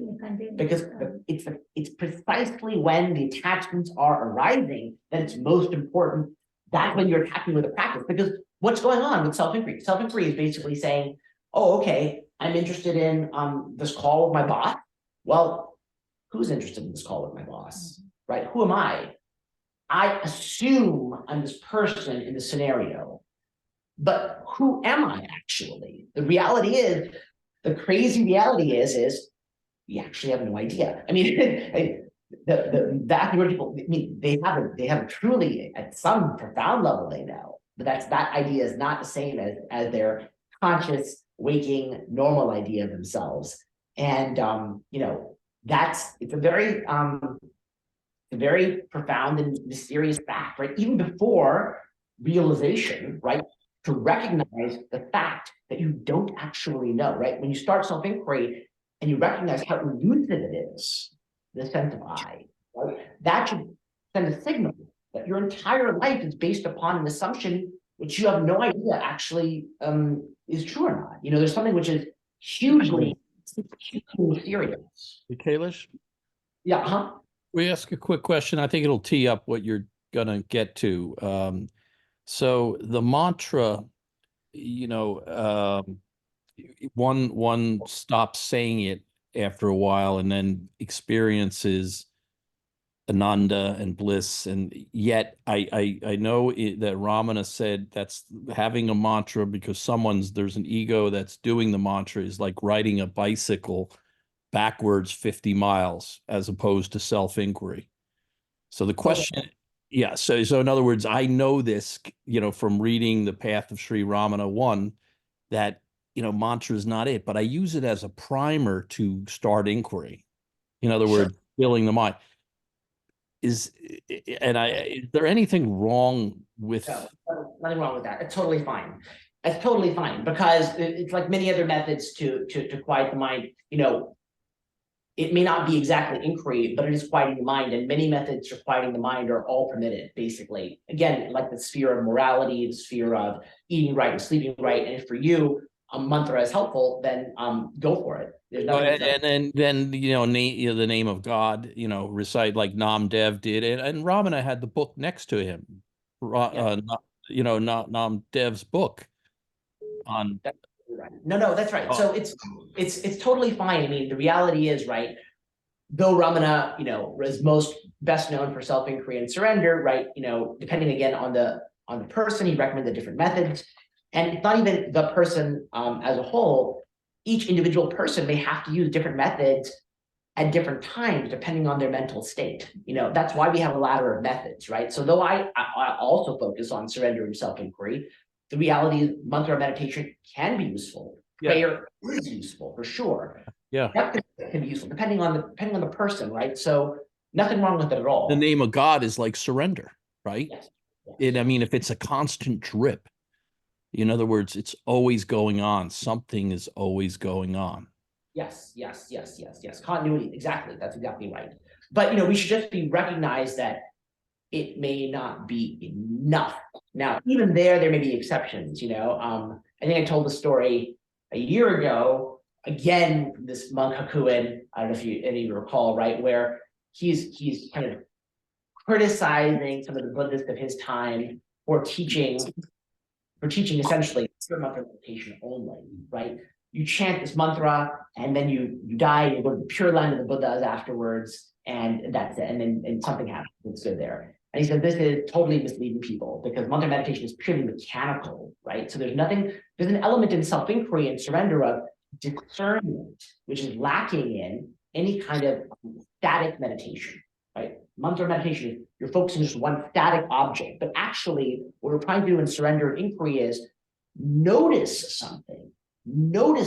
So you can't be static. You're trying to observe something. You're trying to see something in a sense. So he was criticizing these people. At the same time, he said, you know, look, there was a guy who, with a pure heart and true devotion, followed this mantra meditation, doing it all the time, you know, and you know what? That led him to end. That led him into enlightenment, right? Because it was done with such zeal, such devotion, right? So any method followed with such intense devotion, you know, can lead you to the right path in the end, is the truth. That said, you know, we don't want to, generally speaking, for most people, is mantra enough? It is not. You know, can mantra be helpful? Yes, it can be. And if it is helpful for you, then please do it. When we are in awakened state, you are saying that self-inquiry is one of our, self-inquiry and surrender. Yeah. For self-inquiry, whatever just now we discussed different methods like meditation, prayer. Can we take it as the tools for doing this self-inquiry process? They would only prep you for it. So the actual inquiry, so let's lead into it. So the actual inquiry again is looking within for that sense. That's the actual inquiry. Okay. Everything else is just preparation. If you want to, for example, sit down and you want to chant a mantra, or you want to make a prayer, or you want to do some breath control, pranayama stuff, and this centers you and grounds you, nothing wrong with that at all, you know. But just recognize that's not the inquiry itself. Inquiry itself is, again, trying to turn towards that sense of I and trying to locate it in some sense. I say locate, again, all these words are problems. You can say, where am I? Who am I? All these words, all these phrases can be used. All of them have problems, but you're looking for experience. You have an experience right now of being. Where or what is that, right? How can you turn and feel it? I mean, you try to feel it. Well, let's try this right now. So let's do 10 minutes together, okay? And we're gonna then discuss what this experience is like, and look to try to find this sense of I, or the sense, the one who's gazing out at all of this, essentially. And anytime you think you've found anything, any sensation, any thought, right, immediately ask yourself, am I aware of it? Am I aware of it? Because if you are aware of it, that's not you. It's an object. Do we all know why that is? It's because if it were you, you wouldn't be able to see it as separate. So the idea of I'm aware of it means it is an object and means that I am the subject, which is separate from it. So the moment you think, oh, of course, I've located myself. I'm like, you know, I'm whatever. Let's say I'm the space. I'm space or something like. You might come up with some interesting spiritual sounding conception like that. That conception, am I aware of that conception? Yes, I am. So that conception is also not me, right? So any feeling, any thought, any response to this searching, right? You have to scrutinize it immediately and say, am I aware of it? And if I'm aware of it, you have to return again, looking for yourself, looking for the one who's aware of the sensation. How do you know you're aware right now? Like, how do you know you're awake right now? There's a sense of awakeness. You know, again, the waking state idea, that sense of awakeness. What exactly is that? Okay, so with that enough, let's do 10 minutes together, and then Can I just yeah, can I just ask a quick? Yeah. My question was that when I actually practice surrender in my day-to-day life, the entire day I try to do it. What happens is the mind is quiet, and as a result, I find that it's kind of confusing on who the actual doer is, because Before I used to think and plan. Now my mind is quiet and I don't think and I don't plan, and actions still somehow happen. Uh, can we say that the conscious mind just stops acting in when we do surrender and activities at the same time? Well, it can be the case that's the case. It need not always be the case. There's nothing wrong, there's nothing wrong per se with the conscious. We should be clear about this, right? There's nothing wrong per se, even with the entire field of thought and feeling, right? Though we talk about stilling the mind and we're trying to stop thought, the reality is thought per se is actually not the enemy, really, in the end, right? In the end, it's this mysterious thing called identification with thought. That's the quote unquote enemy. But does the enemy actually exist is the question. So it's very strange. So as you do surrender, yeah, you're right. You might come to places where you're not sure who is doing what, and these can be what you might call they might be vaguely glimpsy states of being where the boundaries between yourself, what you think of as yourself, and the other, which is the not me, blur a bit. So yeah, nothing wrong with that. But what you should do is we'll come to surrender in a bit. But if you're looking at it from an inquiry standpoint, if that were happening, again, you should be asking, okay, this sense of confusion as to who is the doer in the situation. This is the thought. To whom is this thought occurring? To whom is this thought occurring? It's occurring to me or not. So the point is, we don't want to be caught up in this net of. There's all kinds of effects that this can have. Because as you approach yourself, again, the mind can go nuts in various ways. I mean, not in a bad way, but it can generate all kinds of interesting experiences. And the point is not to be stranded in any of these experiences, but to keep pursuing. Because it's as if you're in inquiry. It's like as if you're having a conversation with somebody. Like let's say you want to bring something up with them that they don't want to discuss, right? Like you want to bring up the fact they haven't paid you for something. You lent them money and they paid you that, and you're asking them like, yeah, what about my money? They're like, well, yeah, how about those Dodgers? It's like, let's talk about Europe. Let's talk about Israel and Hamas. Anything but the topic, right? They will try to like go 100 which ways to be anything but that topic, and your task is to doggedly bring it back again and again and again and again, however many times it's required. So, in the same way, these kinds of experiences, yes, they can certainly happen, where the idea of doer can be blurred. But okay, there's some truth to that. I think there's an underlying sense of, yeah, our distinction between myself and not me is not as valid as I thought. But not to get caught up in these little glimpses or even big glimpses. But even the biggest glimpses, to say, to whom did that glimpse occur, right? Even feeling out of the universe, right? You look at the Gita and you look at the Vishnu Darshana, right? You look at the image of God. Still, that's an object. That's an object. So to whom is that occurring? That's the ultimate question. To whom is that occurring? So no matter what, we have to keep persisting with this. Okay, and with that, let's do this. So let's do 10 minutes together. What I Yeah, suggest just one last thing. Yeah, I just want to mention. We'll get to your Okay. question afterwards, okay? We'll do 10 minutes Yeah, right sure, now, sure. and we'll ask. I'll give you further time for questions, no problem. Yes, thanks. Yeah, sure.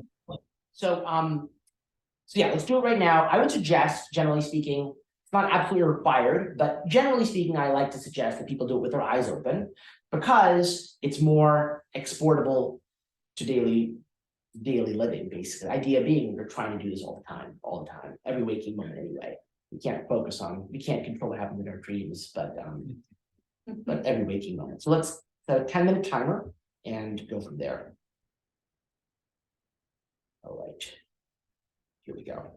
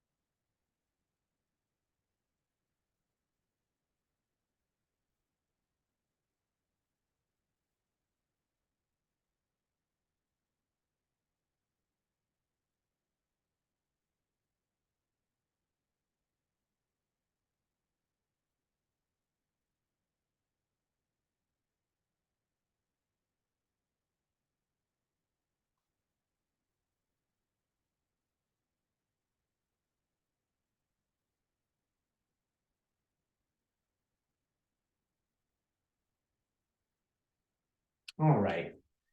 Anyone like to share their experience? Go ahead. Yeah. You say for 30% of the time, it's kind of thinking what I should be telling you. That's fair. I know, there are a few words that, it's very hard, that word went by. I was not chasing any other words, but there were no thoughts per se, I was just kind of staring at things. Just looking around people without attaching myself to any one of them. Sure. And occasionally I see. Okay, that's fair. And so great. So you described, it's great. You see through the content of your mind as you were trying this, which is fantastic. And that, in fact, I'll just note, I wanted to say that, if as you do the practice, right, you see certain recurring patterns in what you're thinking about or feeling, right, those can mark out some of your attachments, Now I'm gonna ask you, I'm curious, did you try to attend to the sense of I or look for it in some sense? Okay, didn't get a chance. Okay, that's fine. Maybe do it next time. But that's the hope actually. So you want to move from that stream of thoughts to say, okay, I who am aware of these thoughts. I did, especially when I was kind of trying to summarize what I should be telling you. Sure. I realized that I was doing that, and I pulled myself out of it. You realize you're doing what? You were doing. Kind of, making my. Oh, okay. And you pulled yourself out of it. I pulled myself out of that. And then started looking somewhere else. Okay, got it. Okay, that's fine. So this is fairly normal. I mean, there's a series of distractions, and you'll see, right? As you see those distractions, basically, you will eventually be able to pull yourself out of it more and more accurately and towards what's aware of them. Yeah, perfect. Great, Raj. Yes, for me, I was alternating between thought and then pulling myself to hunting for the eye. Where I would go into a momentary, sort of a very brief silence, and then thought would yank me again. So I kept flip-flopping. At 1 minute, I did feel fear of the eye disappearing. In which case, I brought the thought as to who's feeling the fear. So good. And then it went back to the flip-flop. Yes. Great, exactly. Great. That's excellent. That's great. Yeah, exactly. And so that fear can arise, absolutely, because we have, the truth is, right, it's an ungrounded fear, but the fear is very common, and when we come close to the silence, right, the mind is afraid of falling apart, and you did exactly the right thing, which is exactly to say to whom is that fear occurring? Precisely. But I had a similar experience like Raj, and between thinking who am I, like that, any thought is coming. Usually when I sit silently, my chores comes to my mind. Again, I was questioning as a spiritual seeker, who is this I? Who is supposed to, who is this? Where is it coming from? Yes. So I'm trying to inquire into that. Then after a while, then again, another thought came and that dominated me throughout my session. It is like, see, as a spiritual seeker, I'm interested in self-inquiry and I'm questioning myself. If some thought comes, who am I? And I'm doing all this inquiry. Yes. But again, how do I balance in this world? I have a role to play. And I know if some duty comes, I had to play a role. Immediately that comes to my mind. As a spiritual seeker, this thought comes, who am I? But at the same time, I don't know, I'm confused between how to balance this physical role play as in this world. And again, as a spiritual seeker, how to attach to and continue my journey with this inquiry. So I'm tossed between these two, and that's ended 10 minutes. Got it. So I'm curious. Do you have any? What's your thought about it? Have you figured out a solution to it? No. I'll tell you. Look, so here's the thing, right? So inquiry is not about balancing these things. Okay. No, because it's challenging the idea that you're the person in that role at all, right? It's not about balancing the roles. It's about saying, okay. There's a thought that occurs to me that says, I have this role to play. I've got whatever, deal with family or career or whatever it is, right? That thought is a story. Okay. To whom is that story occurring? See, and when we ask this question, right? So yes, inquiry is challenging the whole premise that you could even be in the position of the balancer. The balancer is already, you're already buying into that I am in some sense the doer, right? I'm doing, even though we admit, of course, the practice itself is a kind of doing, but it's a very special kind of doing that eventually negates itself. But the rest of this, it's all up for question. Like, okay, my career, my family, my duties, my responsibilities. Okay, who is perceiving these thoughts? It's like a radio stream, like broadcasting. Oh yeah, I've got to do this now, or else that will happen. Who's listening to this stream? That's what inquiry is asking. And again, right? And I want to emphasize this, right? Because it's so important to understand, and it's not easy, but to understand in some sense what the riddle is here. Because again, right, I want to emphasize we all have this experience of existing. But what does it actually consist of? So when you say, for example, who am I? Okay, who has this thought? Just asking the question is something for sure. It's important, actually. But what that question is directing us to do is to turn towards some inner, whatever that inner sensation is that we think we feel that tells us we exist. Where is that sensation? Where is it coming from? What is it exactly? We call it a sensation for lack of a better word. But is it a sensation? We all seem to know right now that we exist. How do we know that? What is that we think we know? What is that? What is it? What is it that we think we are experiencing when we say, I am self-aware. I'm here. I'm here in this room right now. I'm listening to this voice right now, right? What is that? Apart from the voice, there's the I who's listening to it. What is that? We see what is there. Huh? It's God. Well, that's another concept. That's another concept. But, So I mean, it's that. The scripture, yes. I mean, so look, I mean, we can say it's that, and we can say it's God. And obviously if one has realized it, no problem, right? So it's only for those who don't feel that they have recognized that this question is pertinent, right? So those who feel they're free are free. But the point is that for those who are seeking, the point is to try to penetrate to what this information is, because it's information arising. It's like, it's like this knowing. So it's insufficient to say it's that with a capital T. It's the truth. It's the self. It's God. These are all words. They're all concepts, and they may be true as far as they go, but that's not far enough.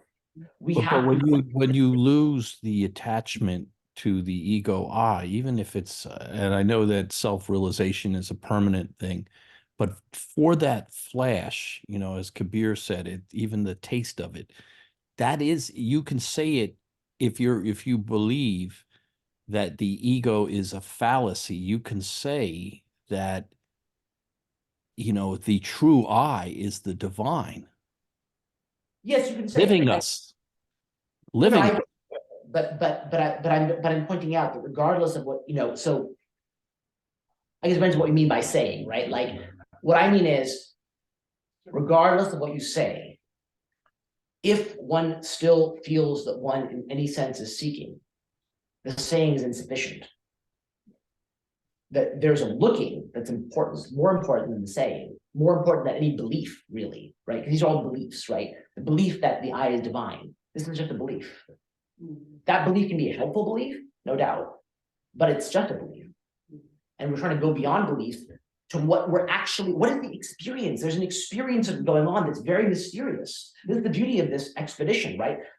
There is something in literal plain sight, which we are staring at every waking moment. And as soon as we try to say, like, what exactly is it we're looking at, it suddenly disappears. Or it becomes incredibly elusive. incredibly elusive, just what that is, right? This is the riddle, the game that's being played, right? So that's that, I want to point your attention to that fact, this experiential basis, we're touching something all the time, that's supposedly I, but we can't seem to isolate it. Like, what is it exactly that we mean when we say I? We can dance among words, but that experiential point is the point. And as we look, right, these concepts can become obstacles, like God, the divine, they're all true as far as they go, but they themselves can become obstacles to the recognition of what exactly is underneath them, Akhilesh? Oh, Akhilesh? sure, go Could ahead. it be like, can you call it awareness or unconsciousness? Again, you can call it awareness. Yes, we'll call what? Call I awareness or consciousness? Yes. Again, you can call it that, and it's true as far as it goes. But again, the question is, it's not about calling it this or that. It's about Finding.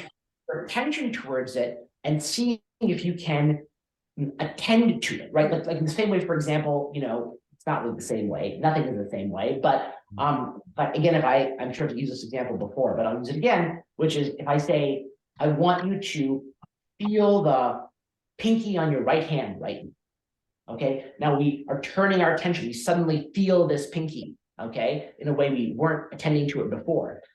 In an analogous way, if I say, attend to I, attend to the gazer, attend to the one who's aware, where would your attention go? That's the question, right? And then you think, okay, it's gone somewhere, but the somewhere that it's gone, is that in fact I? Well, if you're aware of it, it can't be. So, and then you have to repeat, because again, you are somehow aware of, you say you are, we claim we are, we think we are aware of our own existence. But what exactly is that awareness? If we try to attend to it, what is it? Where is it? What does it consist? How do we detach it from all the objects that are purporting to be it, but aren't, So you're saying just to describe it doesn't even do it justice. We're looking for it direct because we're experiencing it. We seem to be experiencing it. We seem to be experiencing it. The question is, I need to actually see what it is that I claim that I'm experiencing. Because other things are much quote unquote grosser, right? You can say, for example, like I'm looking at this room and it's kind of clear to me, okay, what is it? What is the visual appearance of this room? It's a sort of image. I can sort of draw a highlighter around it, like, okay, this is the image of this room, right? Or even something, a little harder than that, like my voice. Okay, it can't be highlighted, but we kind of have it has a boundary. It's a kind of thing. We can say, oh yeah, it's the voice. I'm hearing it now. It's this thing, this element of my experience is this voice, right? And similarly for other things we think or feel or have emotions about, or whatever it is. But if we try to do that with ourselves, I, the one who's experiencing this, which we somehow still have an idea of, we're put in a much more difficult position, because what exactly are we trying to attend to? Like, we're here, but where? This is, I mean, it's everywhere. That's the problem, but it has to be somewhere, because you're getting information from somewhere. You're somehow knowing this. How? This is a maddening, dilemma, actually, right? Like, you do know that you exist somehow, but from what source? You sound like Krishnamurti. Sure. I mean, he's saying similar things, but the point is, it's experiential, right? My point is to hammer on that fact. You're experiencing yourself somehow. Otherwise, you wouldn't say I. And so the question is, what is that experience? Where is it? What is it? Look at it, look for it, hunt it, chase it, and as you do, you're going to end up with a series of things that are not it, but that seem to be it. And as you see those series of objects, you continuously reject them and look to what is aware of them, and keep going back and back and back, and keep trying to find the I experience, whatever that is, whatever that mysterious thing is.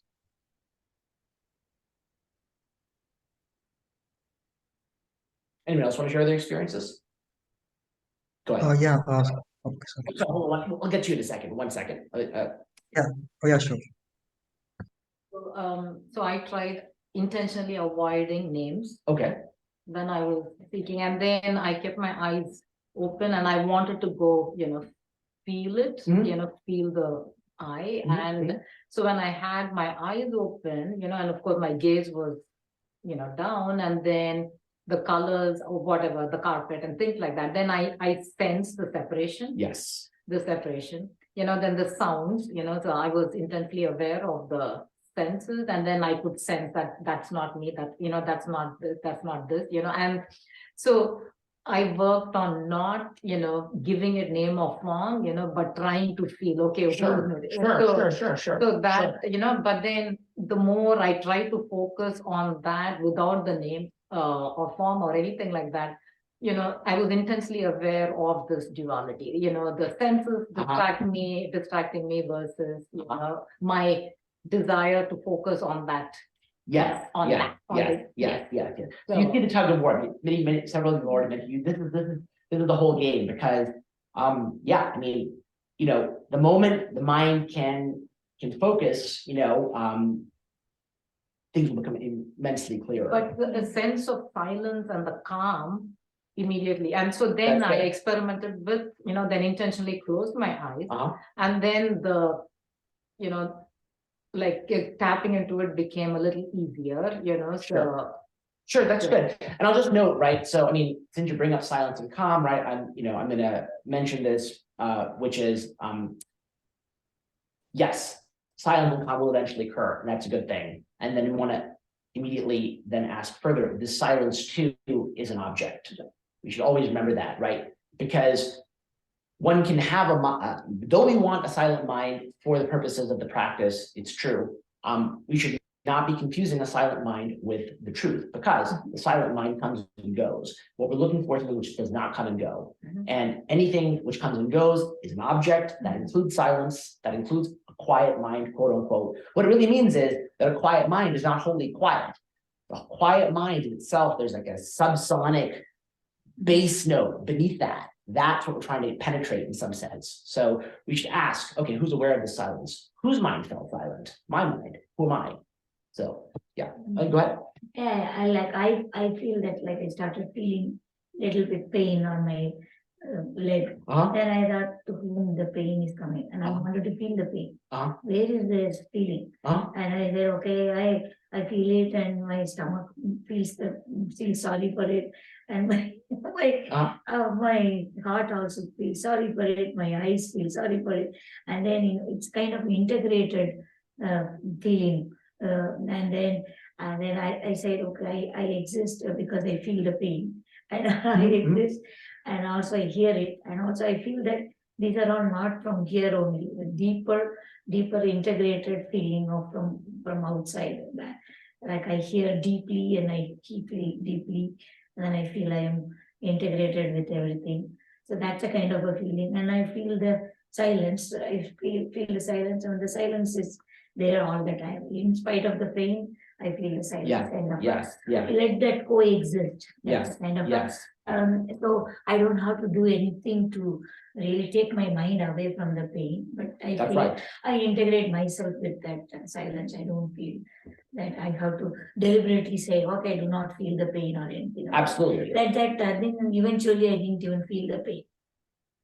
Right. So you're exactly right. So in this practice, right, negative emotion, pain will arise. It's not our job in this or in surrender, which I'll describe soon, to block those sensations or emotions out. They can all be permitted to be there. All we want to do is push the inquiry further, right? So in this case, for example, when you got to the silence, I would just suggest, right, if you're pushing inquiry further, you want to say, like I said a moment ago, to whom is the silence occurring? Yes. Right? Just like you said, to whom is the pain occurring? Yeah. To whom is the silence occurring? Just continue that. Yeah. Look for the one who's aware of the silence. Rather than integrating yourself with something, integrating with yourself, it's not bad exactly, but see that kind of like strands you in an object. basically. What we're trying to do is trying to recognize there's something, you see, the silence you experience when you do this meditation is a relative silence, meaning it's a silence that comes and goes. The relative silence is a reflection of absolute silence, which does not come and go. That absolute silence is compatible with both relative thought and relative silence. So we want to discern, where is the observer? Where are you observing the silence from? When you say, my mind is silent, where is that knowledge coming from? It's not even my mind is silent. I feel the silence, I align with the silence kind of a feeling. Well, that's a thought, right? So who's having that thought? I'm aligned with the silence. But you don't answer it though, correct, Akilesh? You can't answer who am I? Well, you can't answer in words, but there is a looking and there is a kind of finding. So though we want to say, yes, it's true, ultimately, there is no looking and there is no finding, but still there is a looking and there is a finding. Before there's no looking and no finding, there is a looking and there is a finding. So for humans, for us humans, not Ramana had that experience, which was he was gone, right? I think Jesus had that experience where he was gone. But for us who are still embodied. Oh yes, no, for me. We only have the inquiry. We can only try to find the I, and then, when we speak of it in conversation later, we're going to say, oh, I had a great, there was a nice piece. And then we may use a mind or an intellect to describe it from our understanding, of the teaching, which is that, there really is a higher power beyond this ego I. Right. But that's the best we can do until, you're saying that, yes, you're saying that they're the unmanifested prior to us being born is the ultimate reality. Right. And that is what's truth. Well, what I'm really saying is that truth cannot be described. Right. So even saying the unmanifest is prior to us is the real reality itself, just another set of words. What I'm really suggesting is that there is an inner seeing of sorts that is possible, that is indescribable in words, and that this seeing does, align, to use that word, with the way the descriptions of the sages over time and across all cultures, right? There is, in some sense, some kind of realization that's available, right? Even if the realization is not something that the mind can fully grasp, cannot fully describe. And we should continue the inquiry, which is the experiential inquiry, not succumbing to the idea that, oh, this cannot be attained by the mind, this is futile. No, because you are experiencing yourself in some sense, and you must hunt for it. And the basic obstacles to the recognition that Ramana had are the attachments. So as we pursue this, the attachments will quiet, and eventually, whether it's this lifetime or the next lifetime or 10,000 lifetimes after that, the seeker will eventually come to that same recognition. So this is not something which is only for super special people. I mean, in a way, it is for super special people. That one is by virtue of being a seeker, one is a special person. Only seekers, only people who are motivated to do this will be able to get to this destination. But we shouldn't stop short by saying, oh, the truth cannot be fully known, therefore we're stopping here. No, you keep pushing and pushing and pushing, and then something happens, let's call it God's grace, and it may not be capturable in words what exactly happens. But we do know this, it's not temporary, whatever that is. And so, it has to be something which is timeless. And that's really that the truth cannot be really stated beyond that point, but we must keep pushing. This is not a futile process. It's not a process of, or we just touch the quiet for a second or for 10 minutes or even a year, and content ourselves with that. This is something where there is an access to knowledge beyond doubt. beyond doubt. Why is it beyond doubt? Because it's not an idea. Ideas are subject to doubt. So this is something which is not an idea, but it's not nothing. Not nothing. It is quite there, more than ideas, in fact. And so, what is that? Well, it can't be described. Find out for yourself. But don't stop the inquiry till you get there. So, don't stop the inquiry at an object, however sublime, however perfect it may seem in that moment. It's only there for a moment. So it has to be inquired into. Who is it that's experiencing that? Yeah. Akilesh, how Yeah, can it be the difference between the objective silence and absolute silence? How will you know? Yeah, well, the absolute silence does not come and go. The absolute silence does not come and go. Absolute silence is compatible. The absolute silence is just another set of words, right? Again, every metaphor is going to run into problems, right? But the idea being, right, that you see in the scriptures, right, it proceeds by, and this whole method, inquiry, and all of these ideas are all preceded by a series of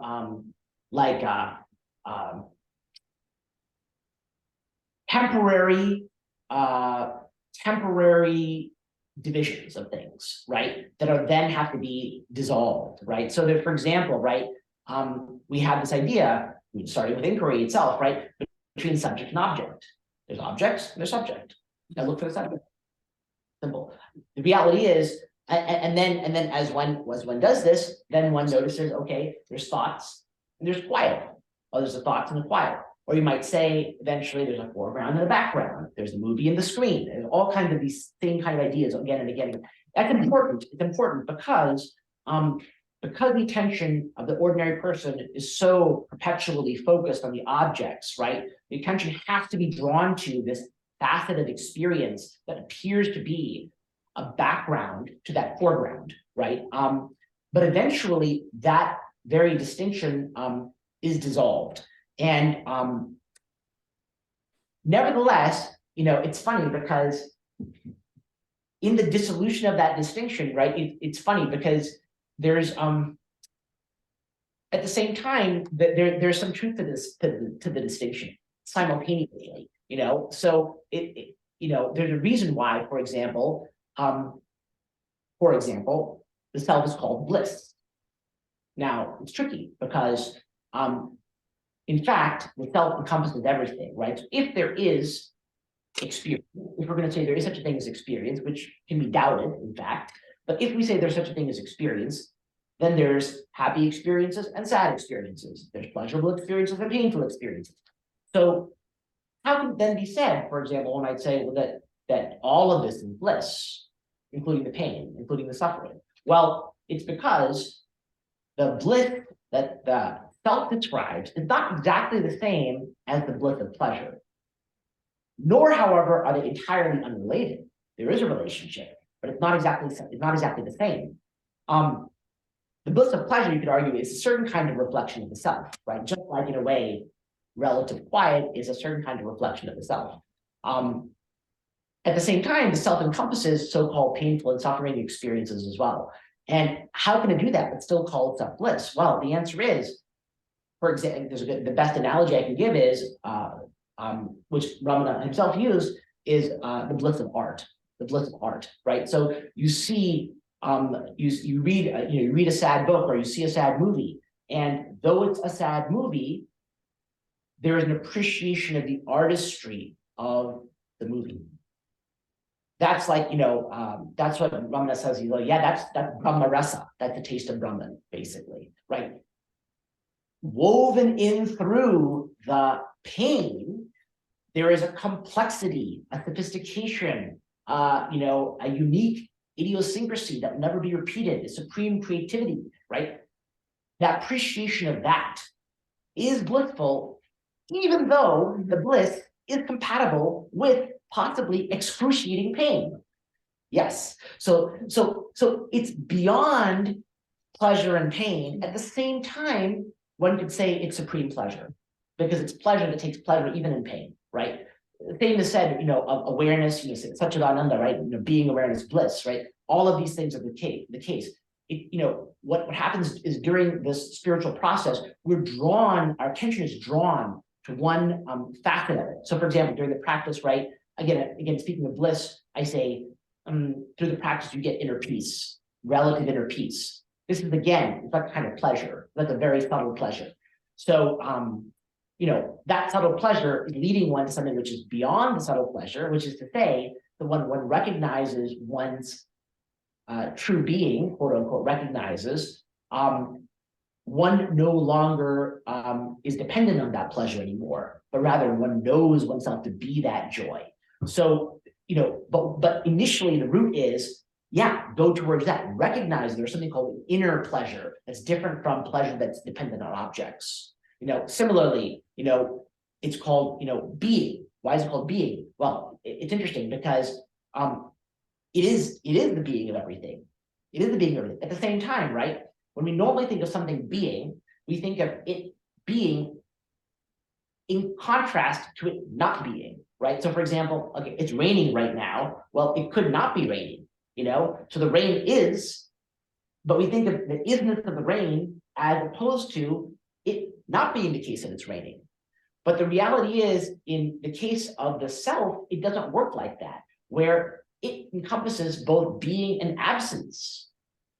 Absence is a type of being for it. The same with awareness, the same thing applies. So it's interesting because again, but yet, we don't call it unbeing. That's interesting, right? We could, some Buddhists might call it unbeing, but the truth is it's still being, because at some root level, even though there's so-called absence, that absence is a kind of being. And again, the same thing with awareness, right? And again, to this waking awareness point, right? Our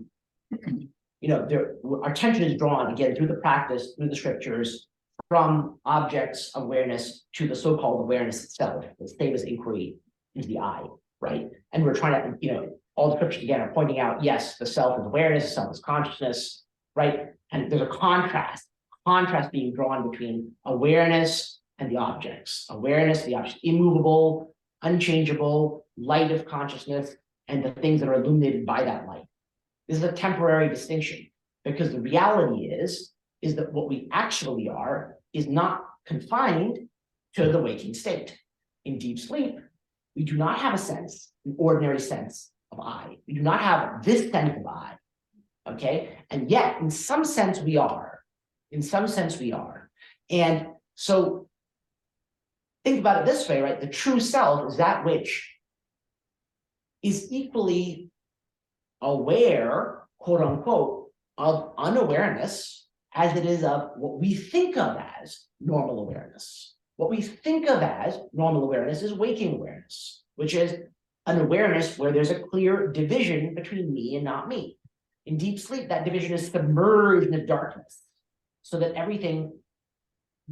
nothing has boundaries. So the true self is not something which either has boundaries, as in the waking state, or something that is completely lacking boundaries, like in deep sleep, but is something somehow capable of being manifesting both ways. So, and yet we call it awareness. So though it's unaware, it's unawareness in our usual sense, and it's awareness in our usual sense, yet we call it awareness. Why? Because in some sense, even though there's unawareness in deep sleep, there's also, there's a scriptural argument made that there's awareness because we know we slept, right? We know we slept, so there's some awareness of it in some sense.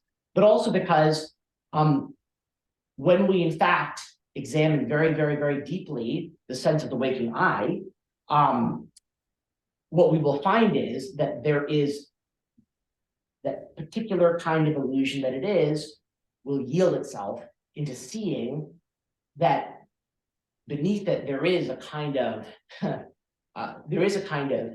supreme awareness, but it isn't the kind of awareness that we think we are, and yet it can be described as awareness. So this is very confusing, right? We have to be drawn to this initial distinction, awareness versus objects of awareness. And then that distinction is going to be dissolved, because we're going to see, oh, well, this supreme thing is aware and unaware somehow, or beyond both. And then in the final analysis, you could say, yeah, but it is awareness with a capital A now, because even in the unawareness, it's aware in this strange sense. So, that's the way the progression goes, okay. Question. Yes. So my experience is that, I could stay for, when we are inquiring. I can see that I'm watching, not the eye is watching, somewhere in the inside, I'm aware of what's happening. But I'm not able to get to the background of the real. So how do you go from, I can sit on it for 10 minutes went by, I could just sit on it. I could hold when thoughts come, I was trying to not go into the thought. I can hold the breath or something so that the thoughts won't come also. I was holding the breath on and off, and without holding the breath also, I could hold on to that inquiry. What I was watching is I can observe what's happening, and I can aware that somebody is there inside me, observing. That's it. That's where I am. I'm not able to break that into beyond that. Yeah. So that sense of what's interesting, the language, right? You can look at language. Language is interesting, right? There's someone inside me observing, right? Think about that language, right? There is someone inside me observing. So who are you? Yeah, who's the person observing that person? I'm trying to ask the question. Yeah. But it still didn't go. I am not able to get. Well, yes. Okay. Yeah. I mean, so. I'm going to say a couple of things. One is right. I can respond a couple of different ways. One is this, right? Even the one who says, again, I can't find it. Right. Who's aware of the inability to find? Right? I'm looking and I can't find it. Even I'm noticing that I can't find it. The one who notices that I cannot find it. It's like this, I use this analogy sometimes, it's like you're in a dark room and you're looking for a flashlight. Okay. And in fact, unbeknownst to you, you have the flashlight in your hand and you are shining on a banner which reads, I cannot find the flashlight. I cannot find the flashlight. Right? By what light are you seeing this inability? Right? But I can inherently, I can see that I'm aware, I'm here, but that's where it stops. Yes. It goes beyond that. Yeah. So look, ultimately what it's going to come down to one or two things here, right? Again and again and again and again and again, right? Recognize that the sense that I'm here, you have to try to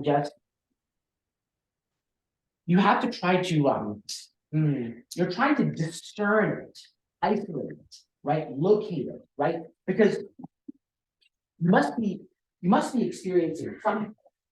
You must be experiencing, right? Does that make sense to you? Yeah. Right? So it must be here somewhere, right? Right. This is the basic truth, right? You're somehow experiencing it. It must be there somehow.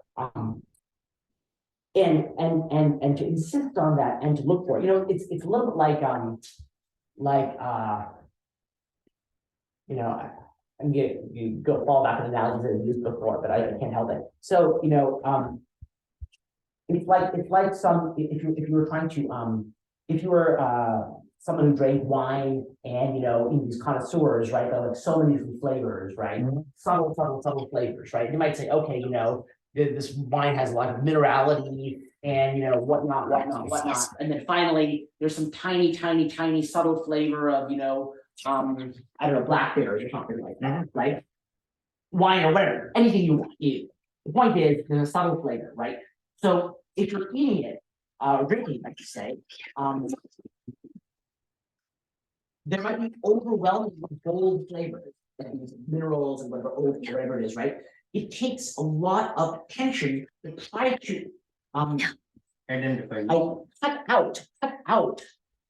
Cut out the big bold flavors and deliberately focus your attention on extremely subtle things that remain. That's essentially what's going on, right? Or similarly, like in a song, right? Like some music going, right? And the main melody, right? But there may be some extremely subtle kind of tiny instrument playing or something like that, right? And it's hard to hear it because there's big drums banging, there's people singing, right? There's massive foreground stuff. For you to hear this very tiny detail takes a great act of concentration. So the methodology is focus. Focus. And I'll tell you this, focus. And essentially what we're trying to do through this recognizing objects and essentially, setting them aside without pushing them out of the mind, but sort of recognizing that's not it, right? Is to try to come to the ability to focus on the subtler and subtler and subtler aspects of the picture. Now, I'll also say, right, the chief barrier to this, in truth, is again attachments. Because in any particular moment, your ability to get to that level of concentration may very well be is affected by your total state of attachment as a whole. Like, for example, you might go to the gym, okay, if you're working out, you say, okay, today I'm gonna focus like crazy, right? And I'm gonna just really, really try really hard. Okay, well, you might focus like crazy for those 45 minutes, but your ability to accomplish something in the gym is going to depend upon your lifestyle and the rest of the time. What you eat, how much you sleep, your mood, how often you go to the gym, right? All of these things are there. You might be incredibly intense for 10 minutes, 20 minutes, or half an hour, which is good.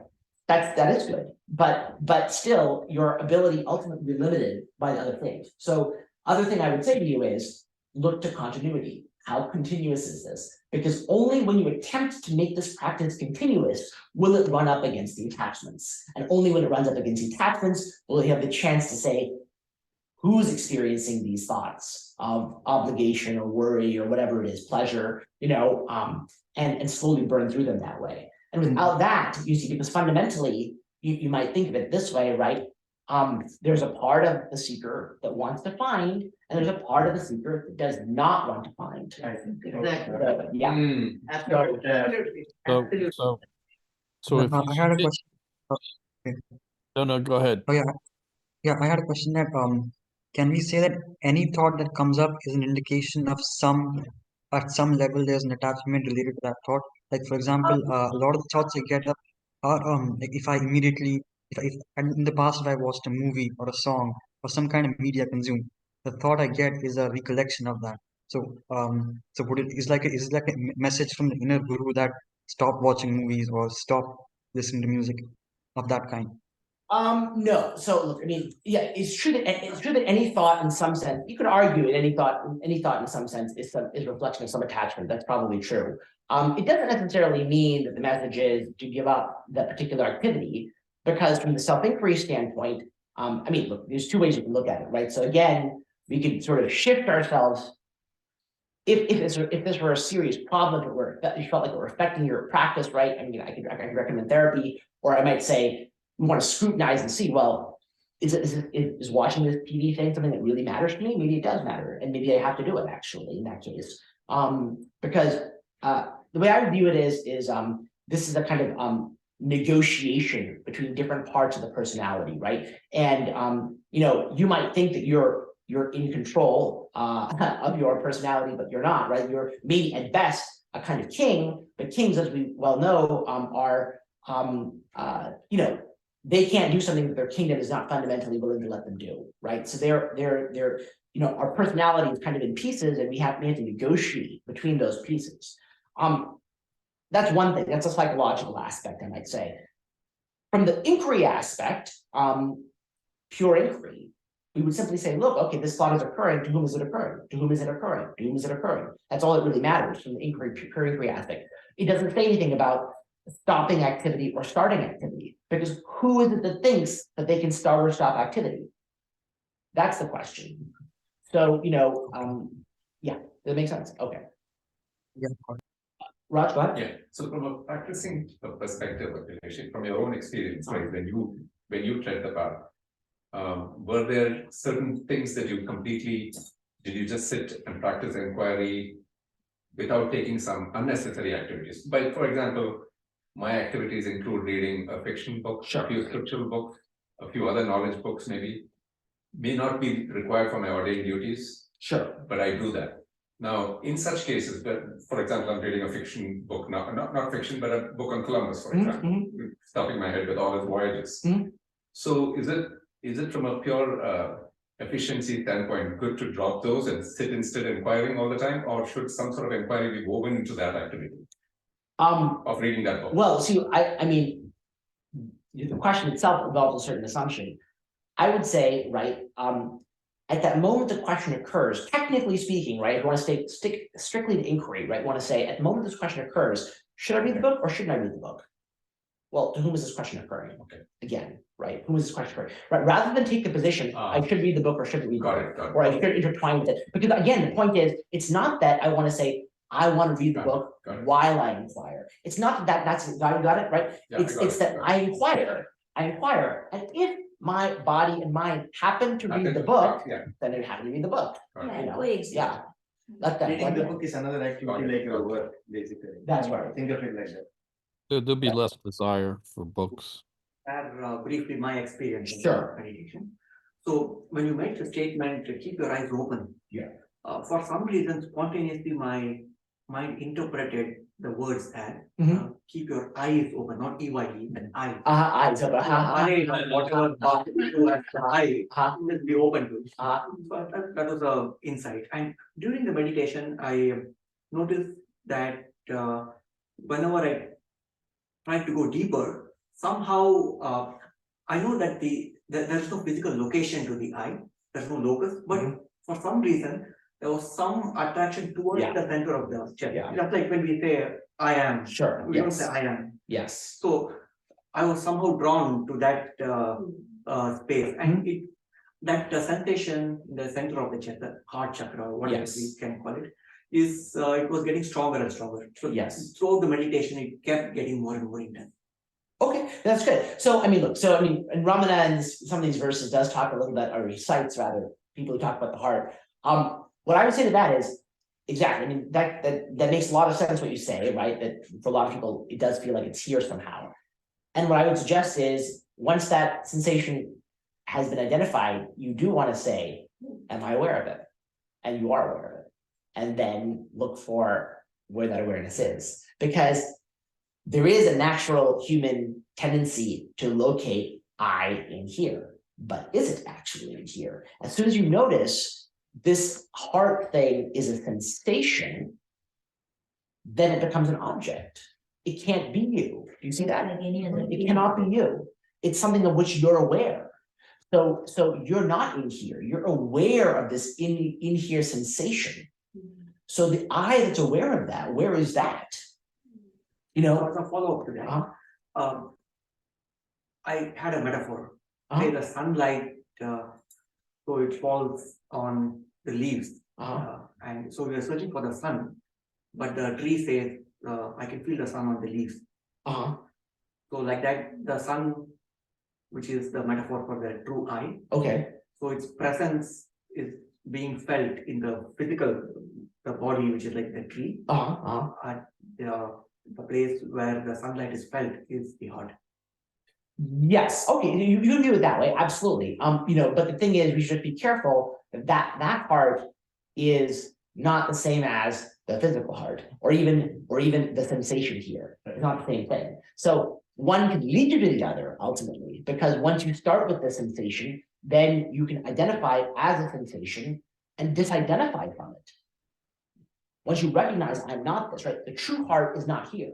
That's the point, right? This is just the initial surface, you know, skin, you might say, or like you know, it's the seeming initial location of the heart, but it's not the actual location of the heart.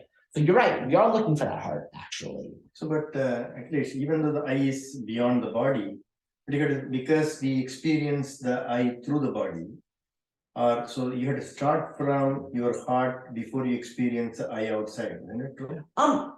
You have to start from wherever you feel Where that. you Where you feel it. Wherever you feel it. Yeah, exactly. you may not feel it, and then deeper, it's not that. Yeah, because you feel it. Most people do feel it in their body at some level, 100%. You know, but the body itself is a thought. You know, so you know, we have to recognize this body feeling is not I.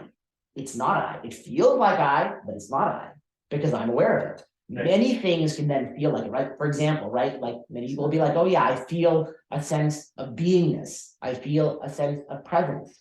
These senses of beingness and presence are also not I. But though they may be diffuse, though they may feel like everywhere, they're still not I, because they are things of which you are aware. Yeah. But say in the one of the slogans, say the prana and your vasanas, everything bundled in the heart or the thing, and that's in your body until you live, right? As soon as when you're going to die, that's what it goes away, right? So the I, the Jivatma, I think is sitting there. That's what I am reading about. Is that correct or is it wrong interpretation? Well, no. I mean, look, it's there's I think there's a few different things that are being sort of like bundled together in those verses, right? So if we're speaking from a certain relative standpoint, clearly. If there's a transmigratory soul that's connected to the body in some way, for sure, right? And you could say, okay, yeah, the vasanas are stored there, but regardless, even if that were so, which itself be just provisional relative knowledge, even if it were so, it's very clear that the real I, cannot be stored there.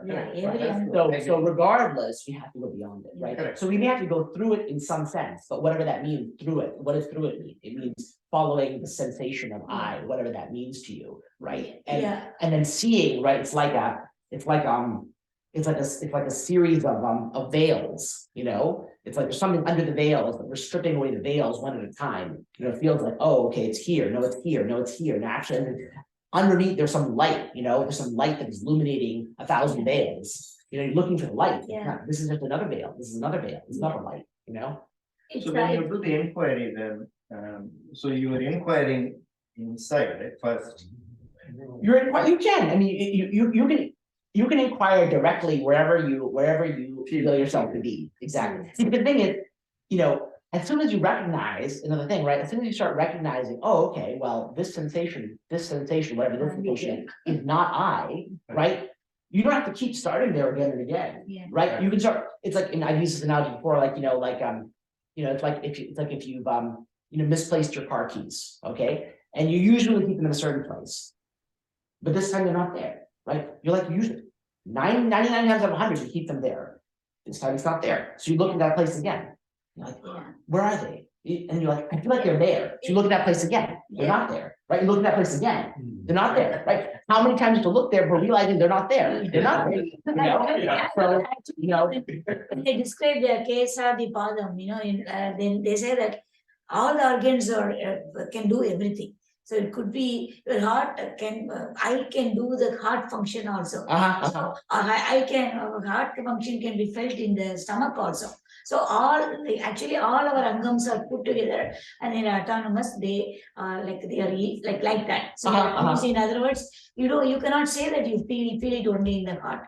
Or the heart. That's a good way of looking at it, right? The truth is it's more diffuse, right? It seems like it's in the heart. That's what it is. It seems like it's in this physical heart area. You're right. It's actually not. As soon as you scrutinize it, it's not there, and then it becomes a riddle where it is. A riddle. And even all the cells are like autonomous, and everything is bundled together. And which all functionality put together. Each one has got its own. Everything, it can do everything on its own without the help of another, then it's all put together kind of a thing. So that's what. No, that makes sense. I mean, because the truth is, are there really multiple things, right? There's really only one quote unquote thing, which is in fact doing all the so-called functions. So, yes. Go ahead. Yeah. My experience is slightly different. I was alarmed when you said the alarm. My mind questioned it. Okay. So I said, why are you setting a 10-minute alarm? Because that would my mind went into the vacillating mode, and then it calmed down. Then what I felt was when I closed my eyes, it was much better for me than opening my eyes. Okay. Right. So I could feel the. It's not an experience because it's the isness. I could feel the isness in me, right? But there's no experience per se. What is that to prove that I'm existing, right? So that isness is already there. I don't need an answer. Okay. That's what the mind came back to. Okay. Okay. Then it stopped. So yeah, I mean, so look, the question is, in our case, right, is again that isness, precisely, right? I mean, whether you need an answer or not is up to each individual person. But if they want an answer, they have to notice that the isness cannot be the isness. Because isness Why? is something you're noticing. Okay. So that means that it's an object. It cannot be all isness, because it's something of which you are aware. So that isness is a feeling that you've labeled the isness. Okay. There's a feeling, a subtle feeling, which you labeled isness. It's a thought, actually, Okay. basically. You're aware of it, right? The fact that you're aware of it means that the I is not it. There's an I-it distinction now. Where are you in this picture? Right? So what happens is this idea of the isness then blinds you to the fact that, in fact, it's just a conception. We're looking for something which is beyond a conception. Or we're looking for, in other words, you. You is not, that idea of you is not answering. You said, oh, I'm here. Well, we already knew that you're here. But No. is of what does that I knowledge consist, actually? Are you here in the way that you think you're here? This is what You can't answer that, Akilesh. You can't answer that. It's neti, and then you stop. No, no, I disagree. So it may not be answerable in words, but there is something which is beyond just neti. Yeah, but we can't talk about it because it's the light itself, not what the light illumines. May not be something that can be ultimately talkable about, but it's something that can be pursued, and one should not. Of course, but we're using the mind right now to overcomplicate. The mind has to pursue until the mind is transcended, basically, and that even that word is a problem. But it's important to note one isn't done until that happens, whatever that means, right? So anything I say is going to be a problem, right? If I say done, it's going to be a problem, right? It's all going to be a problem. But nevertheless, it doesn't take away from the fact that you have to say there is a finding. There is a finding. Yes, it is. But I would say that even if you have it in meditation and then you go out as a householder and do your duties. There's already a problem with that formulation, see, because the finding of it questions the idea that you could go out into the world as a householder. In fact, questions the idea that you ever were a householder. Yeah, but you know what I'm saying, because you wouldn't be here you wouldn't be here either. You know, in other words, you function and you know the reality as that. That is only one formulation. That's only one formulation. I mean, I'm respectful of what you're pointing to, but I don't think we can describe it, and I don't think that you can be a householder and still know instinctively from your practice and from the earnestness of your practice what you truly are. I'm not disagreeing. All I'm saying is, any position in which you are still bound in some sense to your identity as an individual is a problematic position. If you don't feel you're bound, there's no problem, right? So whoever it is that feels that they have a problem, they alone must keep going, right? For those who feel there is no problem, there is no problem. So keep that in mind. But even Ramana's devotees, the closest ones, very, very few of them, I don't know if any of them stopped functioning like he did. Stopped functioning is not the test. Stop functioning, the physical body is not the test. The physical body is viewed from the external point of view, right? It's the one who says to themselves, I exist as an individual person, who alone says there's a physical body, right? It's to that person that evaluates others in terms of the functioning of their physical bodies. Even Nisargadatta smoked cigarettes, and I said the body was smoking.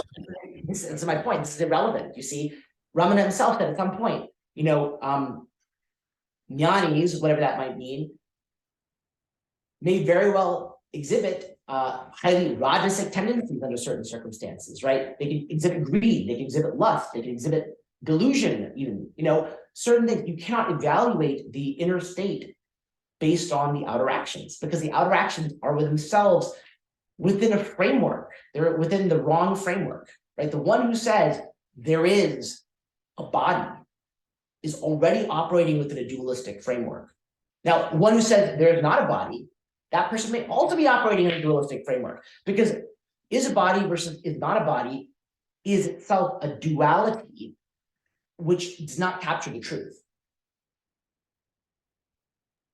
Now, do you feel like you have transcended the identity of being a body mind? It would depend on what we meant by you, wouldn't it? Well, so I think one might sit on a park bench and stop. I think that's kind of a pull. I have that pull. I'm sure you have that pull to not go out. It's not about sitting on a park bench. That's what I'm trying to emphasize this, right? Whether one sits on a park bench or meditates in a cave is not indicative, because the reality is that activity, physical activity, is from the standpoint of the self, if you want to put it in these terms, the same as inactivity. The self does not move. So whatever the so-called physical body is so-called doing is irrelevant from the self standpoint. The self is always unmoving. It does not require itself to sit on a park bench to be unmoving. It unmoves, it's unmoving regardless. It's non-doing regardless. It's unthinking regardless. It allows thought without thinking. It can do without doing. That's the whole point. So it's, we can't evaluate the status of someone based on whether they sit on a park bench. That's totally irrelevant, because that way of looking at the person is identifying them with their body and mind. The whole point of this exercise is you are not your body and your mind. This is the point. So the entire body mind framework is off. It's off. So and we can't. We can, again, any phraseology is going to be a problem. I can say you're not the body and the mind. You're also your body and the mind. There is no body and mind. There's many different ways of putting it. They're all problematic. But so maybe we should let you talk about surrender, since we're kind of at that. Yeah, sure. We can talk about surrender. That's a good idea, actually. So yeah, let's do that, actually. So okay, so two main methods, right? That Maharishi talked about. One is self-inquiry, which we've gone over very briefly, and the other is surrender. And so the way I define surrender, and this is emblematized by Ramana's favorite, famous favorite phrase, which is the Chumma era, right? Just be. And I always say the emphasis there is on the word just, because being is easy. We're all being, right? The just part is the issue. So the way I like to define surrender, my interpretation of Maharishi is that in surrender, one basically is in the same way as if, for a similar way, analogous way to the way that if the television were on in the corner of a room, okay, and you were just ignoring it, right? You ignore everything that is an experience. Everything that is an experience. Just like an inquiry, like everything is an object or anything's experience. So ignore it. What does ignoring mean? Ignoring means this. Ignoring does not mean that you have to push it out of your mind. Ignoring does not mean that you have to repress it or suppress it or forcibly condemn it. No. Ignoring just means this, that you recognize that this is merely an experience and you do not allow your attention to become spellbound or hypnotized by it. You recognize essentially that it's just an experience and to not allow your attention to linger unduly there. That's all that ignoring means. And the other side of the coin, which really is connected to ignoring things, is that you do not use what feels like your willpower. That is to say, that sense of burdensome effort. You do not use that at all, except for the practice of surrender itself. And so what you want to do in surrender is you essentially are trying to be in a state of essentially as much relaxation as you can, right? by recognizing that everything that's happening right now is just a story. It's essentially irrelevant. I have no obligations whatsoever. This is the attitude of surrender. I'm not going to lift a finger to do anything. But if fate wants to make my body and mind do it, it can make it do it. I have no problem with that, right? But I'm going to ignore all of this as white noise, everything, right? And hyper vigilantly, this is the effort part. The only effort I'm going to deploy is to protect my state of relaxation, right? I'm going to relax inwardly, and I'm going to hyper vigilantly monitor the mental field and continuously recognize and re-recognize and re-recognize that whatever is going on right now, whatever it may be, including, by the way, again, experiences of silence, experiences of peace, experiences of bliss, whatever is going on, to notice this is an experience. Do not become hypnotized by it. Do not lose yourself in it, basically, but to continuously call back yourself from whatever experience you're in. And do not use your willpower, right? Consciously relax your willpower, and only things that happen without your willpower will happen. The only willpower you use is on the practice. That does require willpower, because otherwise your habits will come in and force you right back into the old way, right? So this is what this is saying is, surrender is basically you're aping essentially the self, right? The self is that which is effortlessly existing, doing nothing, suffering nothing, being caught up in nothing, right? And you're saying, okay, well, if that's what I am, then why am I pretending otherwise? I'm just going to relax and I'm going to protect myself. Because basically what happens is you'll see as soon as you try this in your life, right? There's gonna be a million thoughts that assault you, that are gonna try to get you to do various things and dance like a puppet, right? And that's slavery, essentially. That's Ashwagandha said. When you say protect from what? Protect from thoughts. Protect from believing the thoughts, really is what it is, right? Protect from believing that thoughts are true, right? So the thought is gonna say, oh, I have to do this. I have to do this. That's the thought that's trying to hook you and say, okay, dance like a puppet for me now. And so your job would be recognize this is a thought, this is an experience, and I'm not obligated to do anything in that. But doesn't it become an act then? Surrender becomes an Yes, correct, right? That's right. But so it's the very question. Okay, but I thought it was an effortless thing, right? So effortless surrender will come later. So first you must put effort into surrender, and then it will come later.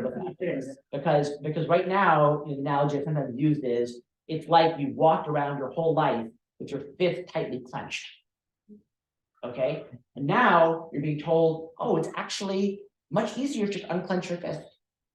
But because of strong force of habit, you tend to keep it this way, which is actually much more effort and painful, right? You have to keep remembering, unclench, unclench. Don't let it clench up again. I know you want to clench up again. No, stay unclenched, stay unclenched, stay unclenched. Eventually, when this habit overwrites the old habit, it will no longer be a problem, and your hand will just remain unclenched permanently. What will happen in this process is, the same thing that will happen in inquiry, which is, you will start to encounter periods of peace, and then through that period of peace, you'll be addicted increasingly to surrender. And then eventually the attachments will weaken, and finally there will be a discernment of what was really an issue, which is I. But what happens in surrender is, again, it's just the flip side of the coin from inquiry, because at every moment in surrender, you're trying to notice this is an experience. This is an experience, and not yeah, exactly. Well, precisely. That is, the truth is, right? When you notice an experience and you go towards the Sakshi Baba, the witness, right? What you're effectively doing is the flip side of inquiry. Because in inquiry, you're directly seeking the subject. In surrender, you're noticing this is an object. Don't get caught up in it. When you notice this is an object, don't get caught up in it. Your attention naturally moves in only one direction. There's only one direction left for it, which is towards the subject. And then you notice again, 1 second later, again, this is an experience. Again, don't let myself be caught up in it. Again, you move towards the subject. So you're kind of like backing towards the subject in surrender, essentially. Akilesh? It's about not, yes, correct, not identifying with thoughts, not taking them to be real, not exerting one's willpower on them. That essentially, you know. Akilesh? So one second, I'll get you. Day-to-day stuff, right? Basically doing your karma, right? You kind of get faced with different kinds of situations. Yes. Many times, right, you are supposed to basically react in a positive manner. How do we kind of, apply some of these teachings in the moment, right? How does that reaction happen? Because, and second thing is, in reality, right, are there certain situations where we practice these things and for day-to-day, we don't wear this hat, so as to speak. How do we know, we are doing the right thing, and is it wrong to apply some of this concept to some situations? If you can apply this to every situation in your life, you would be well served. You know. Difficult, right? Well, yes. Okay, so that is it too difficult depending on the person? So if one can remain in a state of, or attempt to remain in a state of surrender all the time, it is in fact just like inquiry, actually, the truth. But the truth is, surrender requires, I would say, a slight quota more faith than inquiry. But the plus side is it gives you, it's arguably even sweeter in a way. Inquiry tends to appeal to the more curious side of people. Surrender appeals to the more I want out of suffering side of people. But basically either one, but especially I feel like surrender is really especially so, is a universal solvent for everything. Because everything, every problem in life, every situation, every dilemma is posed in thought. Without thought, you have no problems. You have no past, you have no future, you have no dilemmas. You have no obligations, you have no issues whatsoever. They're all cognized. So if you recognize this is a cognition and you say, I don't care what it says because it's lying to me, essentially, is really what it's doing. These thoughts are effectively lying to you. And you say, okay, well, I'm not going to believe you anymore. I'm not going to take you seriously. Whatever you say what you want. You can say the world's going to come down on my head. I don't care, right? You will, in fact, recognize eventually that you won't be harmed. You cannot be harmed. What you actually are cannot be harmed. That's the truth, right? So yes. Now, is it difficult? It's difficult for the person. It is difficult because people have attachments to their identity, right? They don't really believe they're the self. That's the problem, right? They really believe that I'm the individual person, or part of them does. And that part that really believes that I'm the individual person is going to feel frightened at the thought of letting go of the steering wheel and allowing life to just take them where it's going to take them. Even though the reality is, life is going to take you where it's going to take you. It's already taking you where it's going to take you, regardless of your pretensions to be in control. So, for people who can't let go of the steering wheel, or not all the time, do it as much as you can. And where you cannot do it, I would suggest karma yoga. So in that case, where you cannot do it, it's too difficult, it's too scary, then yes, perform the duty and try at least to do it with the attitude of whatever happens, good or bad, I'm going to be okay. I'm going to keep my mental equilibrium, and try to do it with the attitude of, I'm not really doing this. This is really God's doing. But I'm going to pretend I'm doing it. I'm going to put my effort in. But you see the distinction, right? So one is I'm pretending I'm the doer, but with a certain attitude. That's karma yoga. The other is I'm just calling BS on the whole thing, right? Essentially. Yeah. The point is that probably in this crowd, one could probably be, practicing some of these things because there is a wavelength and a common denominator. Sure. But in the society around you, right, people may not believe in these things and they have their own, sense of attachment. Of course. And they were to do. Then you are saying even in such a society to apply this concept individually. Oh, they won't be able to. Practical. No. Well, I mean, it's practical. It's practical for people who are willing, who want to do it. Now, most people will not want to do it. No, but you could still do it, even though the people around Of you course. have Of a course different they do. belief system. Of course. Right? Of And that course. should really not interfere in your own ability to practice. Then you won't basically show up like, some weird guy, right? Some weird planet, right? Well, no. What is this guy trying to do, right? No, but suppose you are. So what can you do? No, I'm not saying there is something. I'm just trying to, think through these things to be more practical, right? Rather than what's practical, really? So on a day-to-day basis. you can No one do need to do something. Of course. Right? No, of course you can apply on a practical basis. When you say I do something at work, the thought I have to do something at work is thought, right?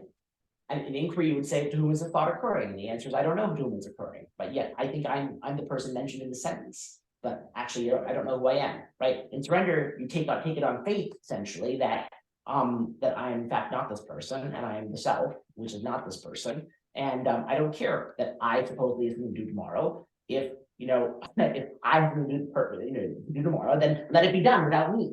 I don't care. You view yourself essentially as a third person, right? So you'd be like, you're standing over there, 10 feet away, like your neighbor. That person has some work to do. Okay, let that person do it. You're not that person. That's the surrender attitude, basically. Yeah, and I mean, on, Hold on, one second. There's someone online you wanted to ask a question. I'll get back. Who was it? Yeah, it's like not reacting to things that happening around you. Yeah, Pretty much. not putting any effort in. Really, that's the other thing, right? So you're holding back your effort.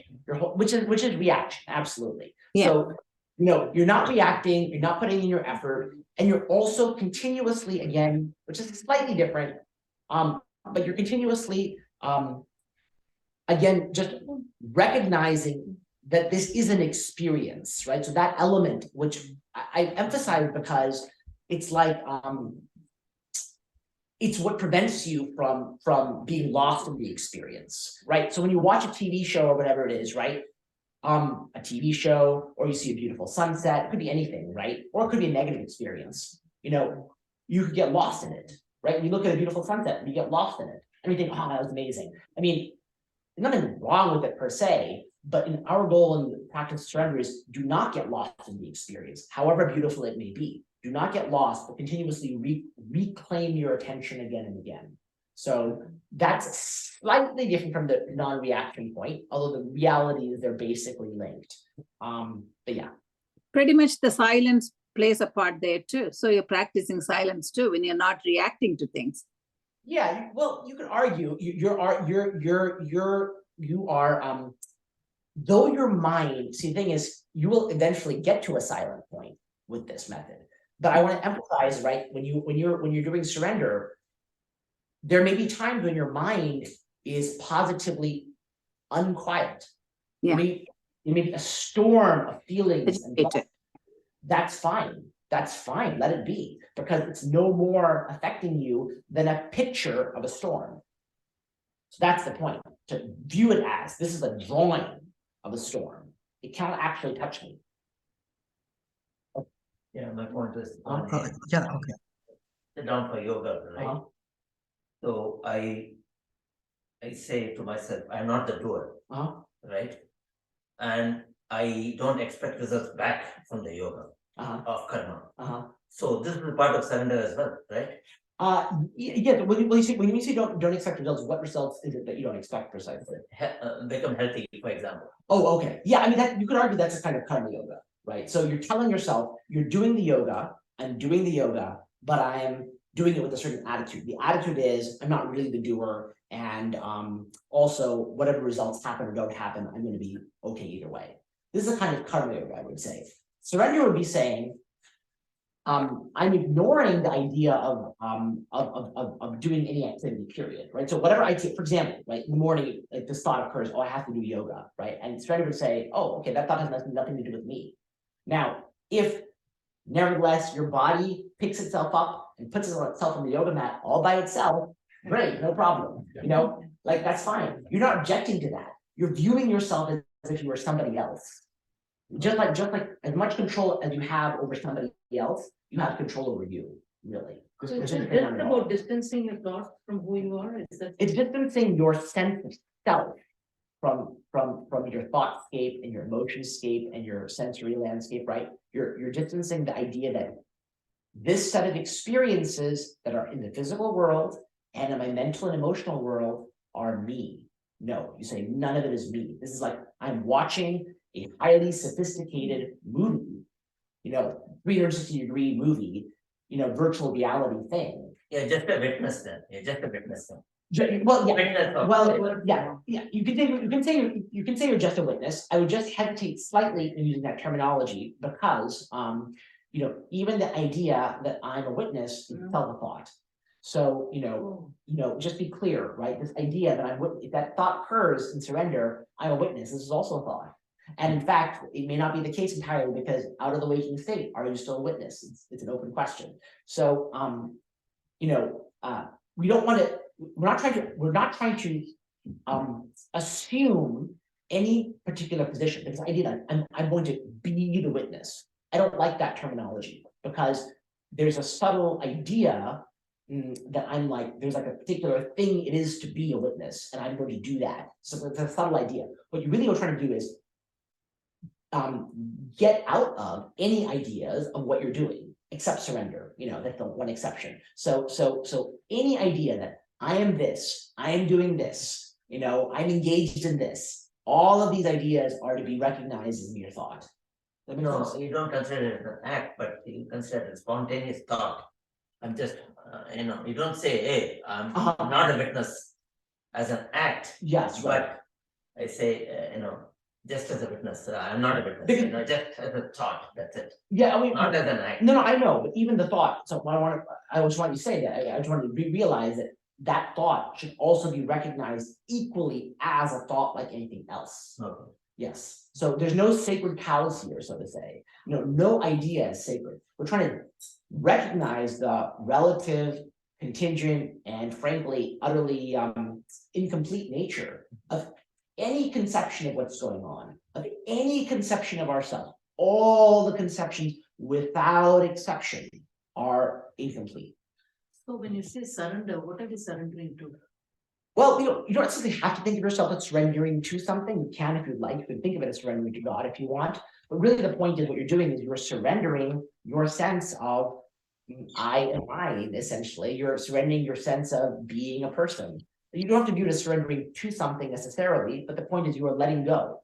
You are letting go of your need for control. You're letting go of the desire to be the captain of your ship and make it go where you want it to go. That. Essentially, that will be action, thoughts, everything is surrender. Everything. And that is surrendering to the universe or whatever, right? You can say in a way it's saying that I don't control it, somebody else. Yes, you can say that if you want. That's fine. But basically, the point is not that again is a thought, right? Thinking. That's again a thought. I mean, surrender itself, in the way I'm teaching it, is a kind of thought. Yeah. But this thought is a required thought. So the idea is no, because Maharishi said this, right? Yeah. You can't go to zero thought directly. Right? Zero thought. That's the goal. You want to go to zero thought. Well, sort of. So yes, you could say so it's the goal, but really what does it mean? Because zero thought becomes itself a thought. Zero thought becomes paradox, right? We're talking something we can't be talked about again. What we can do is we focus all our attention on one thought, and it's a very special thought because surrender and inquiry are thoughts which are not static. They are dynamic. As you notice the different experiences you have and recognize this is also an experience, this is also an experience, this is also an experience, you're eventually going to notice subtler and subtler things are experiences. So that sense of like noticing things becoming subtler, right? It's even this quietness, even this silence, even this too is also a thought, right? This is different from other kinds of meditation where there's a fixed thing you're thinking about, right? Like, oh yeah, this fixed mantra, this fixed image, this fixed breath, right? This is something where you're awakening in a sense every moment to to something, and when you awaken that way, the point is what's happening is you are in effect doing a kind of inquiry. You're recognizing this too is an object, and eventually you're, like I say, you're automatically moving towards a subtler and subtler sense of the subject. And eventually, when that sense becomes subtle enough, the subject, which seems to be the subject, will reveal itself to be something else entirely. So Akilesh. Yeah, I got a question.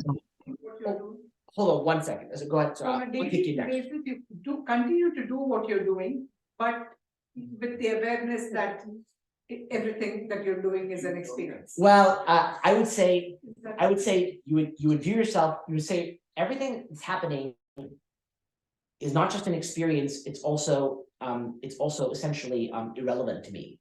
This is this kind of attitude. Irrelevant to me, and I'm not going to employ anything that feels like my effort. I'm going to drop that. The only effort I'm going to use is to protect this state.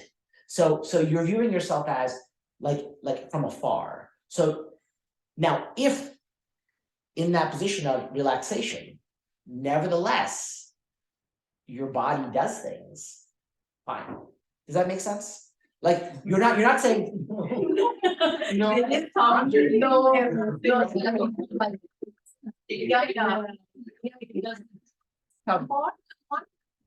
Let's say tomorrow. Yes, yes. I have to get up. Right? That's. No. That's. No, but that is the attitude. That is the attitude. Because the truth is, right? The truth is, you think you're in charge of whether you come to the session tomorrow or not. That's right. But that's not actually true. And so, it's very strong medicine, surrender, right? So the reality is, in the morning, you say, I'm relaxed, right? My job is to surrender. My job is to surrender and not take anything that's coming through my mind seriously. That's my job, my only job. No, so if I get up, I get up, I don't get up, I don't get up. Absolutely. That's mine, right? That's complete. So what now? You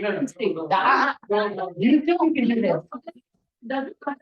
You are focusing on one thing. You're focusing on protecting the state. You are protecting the state. Correct. There's an alertness. Swamiji said meditation, I said, I am not getting up and taking. We'll address them. Did you want to answer before I speak? Well, okay, I want. I don't. Let's go in sequence here. So I'll address your question in a second, but let's keep on this for a second. So Okay, right. So in my experience, right, in a little way, I'm sure most of us have this experience of being in a zone. Yeah. So sometimes at work, I find that when the situation is a tremendous crisis arises, the way I find myself operating and I see myself doing a bunch of activities, that let's say leads towards a resolution or to the whole process. But later on, I'm left wondering, did I really do it? I couldn't have done it. Yes. I'm not capable of doing all those things. How did that happen? I'm not smart enough to talk to that person to figure this out. That person is so much smarter. Yes. How did I do it? Yes. That is a sense when I have that trust that something else takes over sometimes, right? Yes. And of course, it doesn't, for me, it doesn't do it all the time. That's right. But then at least I feel that trust because it's happened once in a while. Sure, absolutely. That's all. This actually proves that things most certainly can happen without you. Yeah, the reality is exactly. that's actually happening all the time, actually, the truth, right? The reality is that's a reflection of the truth. It's a reflection of the truth. But there's a big difference between this and complacency, because there is actually a great intense effort that's required to fight off the feeling that I need to do this. You see, like there's the sense that I am this person, I have certain duties and obligations. If I don't do them, nobody's going to do them, and then things are going to fall apart. Is going to be a huge pressure. And it takes intense effort to resist that pressure. And say, I'm going to stay in a state of surrender and allow things to happen as they will. No, but there are times where I've had, this again, as Raj was saying, very particular experience, right? It happened to me in Chidambaram, where I just felt things were happening, I was being pushed to do things, I was watching. Yes, that experience is a reflection of what is always happening. It is actually I was watching it, but things were happening. I was watching, but suddenly being taken, I'm being done this next thing I know, I'm sitting here, but I just feel I didn't do anything, I was watching. It was a glimpse of the truth. Right, but at least we've all experienced surrender in some form or fashion. But the question is, let's say you have to be in a meeting at 8 o'clock. Right. You can't sit. You have to be in a meeting, and I see thinking, look at that thought. Who's you? No, who's you? Exactly. No. No. You don't understand how radical these methods are, right? They're practically reality. My brain is still It's like this thing. It's like, again, the truth is, right? The truth is, it's not the perfect obviously not exactly the truth, right? Move the coin. Sorry? Somebody will move the coin, it could be you too. No, it may not happen, right? The point is, again, the reality is much more like you're watching a movie of this person with whom you think you are. You think you're the character on the screen. You're not the character on the screen. So I say to you, okay, you're actually sitting in the theater right now. You're not on the screen. And all you have to do is just relax. I know you're tensing up when the person has to do something. You're tensing up.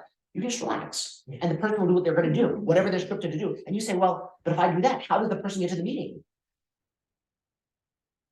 You're not the person on the screen. So that person is just. That person may go to the meeting, may not go to the meeting, you have no control either way. It's whatever's written in the script will happen.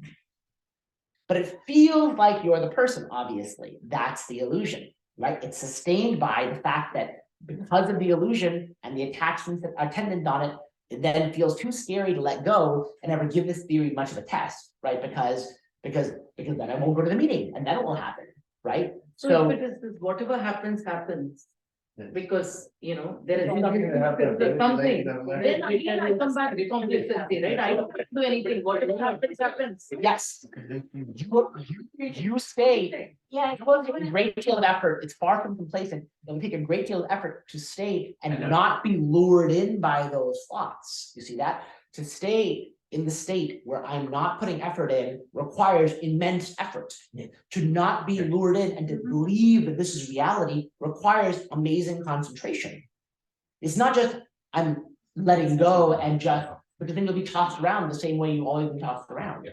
The point is to get out of that habit requires, this is, yes, you could argue it is a very, very highly intense, focused, deliberate complacency of a sort, which is extremely different than regular complacency. You know, I mean, it's you know, it's you know, all these things are saying, you know, it's like, you know, before I was Akivakra, you know, the sage, right? He says, you know, before I was into spirituality, people considered me industrious and intelligent. Now they consider me stupid and dull-witted, you know, like you know, but it says, you know, like for how many generations, lifetimes have you slaved away? You know, have you slaved away for family, for duty, for this, for that? You've just been a slave, right? Isn't it enough, basically? Like up to you. We're probably repelled by these urges, but yeah. Sorry, let's hold on one second. I think there's someone online. What was the question online? Yeah. So when I practice surrender for long periods of time during the entire day, I go into these states of stillness and peace, but then there are still these moments in certain times, in certain activities where thought comes, and then when thought comes, I somehow unconsciously something in me assumes that surrender has not gone well because thought is happening. And then, so is it allowed that you have thought at all? It is allowed to have thoughts, absolutely. So I'll say two things. First of all, when these states of quiet happen, you should recognize, very important, keep recognizing this state of quiet is itself a thought. Is itself. You have to keep re-recognizing this fact. Otherwise, you fall into the silence and you just identify with it, which is identifying with the thought. It's a pleasant thought, it's a pleasurable thought, you know, it's a peaceful thought, but it's still a thought. We cannot allow ourselves to identify with that. So you have to keep pulling yourself out of it by recognizing this is happening and I'm not this. This silence is not me. This is not the truth. This is just another thought. And then by the same token, when a thought happens, this is just another variation of the silence. You can view it that way. This thought seems to be a thought, but actually it's silence. You know, it's actually not, they're both equally not affecting me, as a way of looking at it. Yes, but when thought comes, I feel that at some level I have fallen down from the practice. I am not doing it properly, or it's another thought. Yeah, it's another thought. So you have to notice that, right? So this is how the way the practice works, right? The mind tries to hook you at multiple levels. If it can't get you at the normal level of the attachments, then it will start to hook you at the level of the so-called spiritual, right? The spiritual itself looking a series of hooks, right? I'm not identifying with this, but I'm identifying with this, right? Oh, this is okay to be identified with, right? So we're ultimately trying to identify just a sliver of this activity called surrender, which eventually will show itself to be not really anything apart from the truth, actually. The truth is, you know, surrender is itself, period. It seems like a separate activity that we're doing. The reality is it isn't. It's actually what's happening already, the case. And we're pretending to do it just like we'd be pretending to breathe the air. Like I'm saying, like someone thinks they're drowning and I say, let's pretend you're breathing the air right now. Right, it's like that. Sorry, you had a question? Yes, and I also want to say, I'm taking. Sorry, I came. Yeah, sure. No, go ahead. Following what's going on. Just the fact that you're answering these questions questions and how you're doing it. Maybe that might help us understand what you're trying to convey. So questions are being posed. Sure. Who's answering it? Yeah, well, that's a good question, because so in any of these kinds of questions, right, if you ask me who's doing it, right, what I would quote unquote have to do is, in some sense, self-inquiry. But the reality is the answer is unanswerable at that point. Or I could say the mind stops. These are all further things, right? The reality is what is actually happening here. This is why I go again and again, right? Is an unanswerable mystery. Whatever I say it'll be wrong is the truth. I could say, I'm answering the questions. I could say, there's no questions being posed, right? This idea that there's questions, there's answers, that we're having this discussion at all, right? These are all, who's having these concepts actually? Is this actually happening? You know? Because you could, it seems like you were thinking when a question is being posed. I mean, and you're responding, right? Just as equally good answer would be if you just said blah, blah, blah, blah, blah. Oh, I mean, Right. Whether it might be equally good or not is irrelevant, because it's the point. The question is whether the question is not whether it's good enough or not, but whatever force governs things, whatever we want to call that, has chosen, if we're saying this experience is happening, which is already a big if. It's already a big if. That's good. Okay. If we say this experience is happening, then whatever is the governor of this world, call it God or whatever you want to call it, is deciding that this is what happens. It's not, the point is, it's not some entity called me that's deciding it. There may be a thought structure called me. That thought structure is just as much like a boulder or like a mountain or like a piece of wood, right? It's in the service of something else, which you might say is in actual control. And for whatever reason, if we're saying this experience exists, then that force is in charge of whatever question you pose and whatever answer I supposedly be giving. And is this exchange supposed to leave an impression on you? And what does that mean? Right? It's exactly, what does that mean? What does that question mean? You know? Yeah. Yeah. But ultimately, all these things boil down to, you see, like there's paradoxes because like I said, you know, the very heart of these problems is in the initial assumption of sorts that there is an inner I that's opposed to a not I, right? This so-called, it's not even a normal belief, it's not a verbal belief. This is the illusion, this is Maya, right? This is ignorance, this is this magical spell, basically.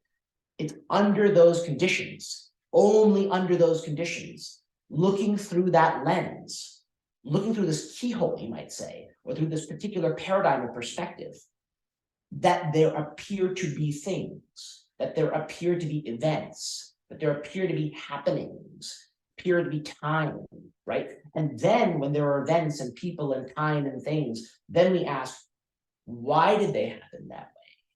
Couldn't they have happened some other way? You know, like, how does this all function? Like, I don't understand how it all works, right? These questions are like founded on the initial assumptions of things happening, and things happening is founded on the initial assumption of an I, which can observe the thing world.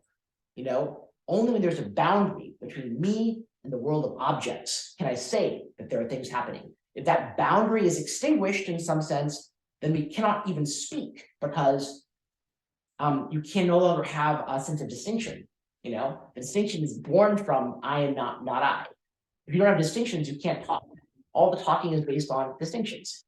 And only when you have distinctions, you have these insoluble philosophical questions. Really, it's insoluble, right? Like, yeah, like, why is there suffering in the world? Well, is there a world? You know, first of all, is there an I? Who says there's a world? You know, I do. Who am I? You know, that's what it comes down to at the end.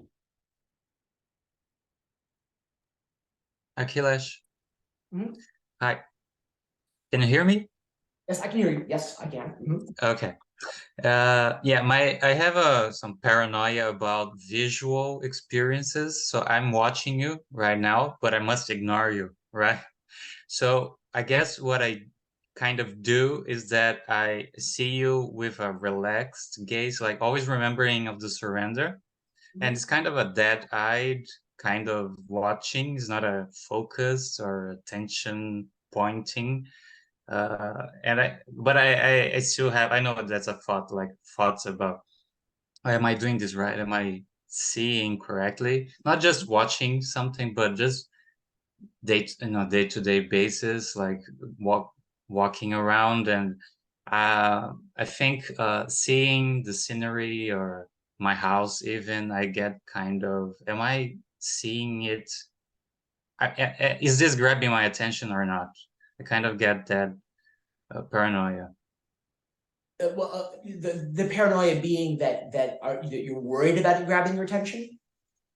Yeah. Is that the fear? Yeah, I mean, look, that's understandable. I mean, I think what happens is, you're talking about this idea of a relaxed visual gaze and things like that. And I think what happens is, just like in self-inquiry, actually, as you do surrender, the practices really teach themselves in the end. And, when you start these practices in earnest, you will believe them to be one thing.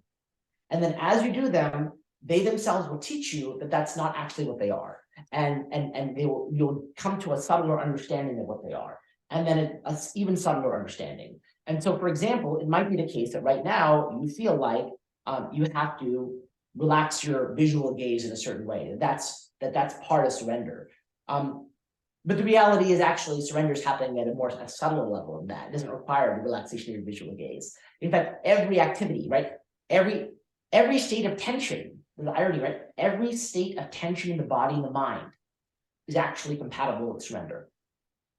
Because surrender is really just a very, very central filament, It's very, very slender thread at the middle.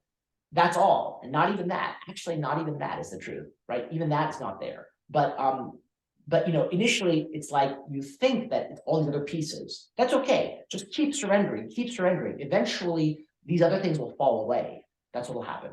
So, yeah, does that make sense? So it's totally it does. It's totally fine to feel fearful in the way you're talking about it. It's understandable. Just keep ignoring, and you'll move out of it eventually. Yeah, my surrender has already changed from when I started. Like I was like very body oriented. Like I'm just not gonna move my body. And I thought that was surrendering, but then I realized that I can just ignore the rest also, like thoughts and the visual field. And yeah, it has changed. Like I thought I was surrendering, but then one day I said, oh, now I get it. I know that probably can happen again anytime. 100%, exactly. Because in the end, it will seem like physical inactivity is required, but it's not necessarily true. Physical activity may happen or it may not happen. It's irrelevant actually, the truth. But yes, exactly. So with that, let's just do one final thing here before we conclude. Let's do 10 minutes of surrender, and then we'll discuss that and we'll call it a conclusion. So the exercise is, you can sit. I mean, again, I recommend eyes open, but you can have your eyes closed if you really prefer. And just keep trying to notice that whatever it is you're experiencing is an experience, whatever it may be, whatever you're hearing, seeing, touching, tasting, feeling, whatever you're thinking, whatever you're emotionally experiencing, it's all, just keep noticing the fact that it's an experience, right? And, not that it's really an issue here, but don't let your willpower be used. I should also add, when you notice that these are experiences, try not to let yourself get lost in them. That's all. Like, in other words, when you keep recognizing that this is an experience, you are automatically not getting lost in it, is the truth. Because again, I'll give the analogy here of, you're sitting on a beautiful dock on some gorgeous lake and you're just staring out, right? It's a still lake and it's a gorgeous day and you get lost in it, right? And it's a beautiful experience, but the point is, suppose you say no, snap out of it, right? You snap to, and like, oh yeah, I'm here, I'm at this lake, right? And then again, you fall into that beauty, right? Again, snap yourself out of it, right? So you can do this as analogous to what we're going to do. We're going to continuously snap ourselves out so we never take anything that's happening as serious. Because what happens is when you get lost in an experience, whether it's a beautiful lake or something much more negative, either way, when you get lost in the experience, it's like a painting where you no longer see the frame. You know, when you no longer see the frame, then you start to believe it's reality. When you believe it's reality, now you're bound by it. And we're trying to avoid that situation. So we're trying to be vigilant and prevent ourselves from ever forgetting the fact that this experience is framed. That's all. Okay, so let's try the candidates. So you had to go in, see, we are sitting here now, we imagine various situations you are going to. No, you don't have to imagine situation right now. Just write whatever is happening right this second. Right this second. I mean, if thoughts occur to you, let them occur. That's not a problem. Feelings occur, that's fine. No, whatever they occur spontaneously is fine. Just keep noticing that it's happening and that you're not it. And don't let your attention linger there. And don't use your willpower on it. Just those things.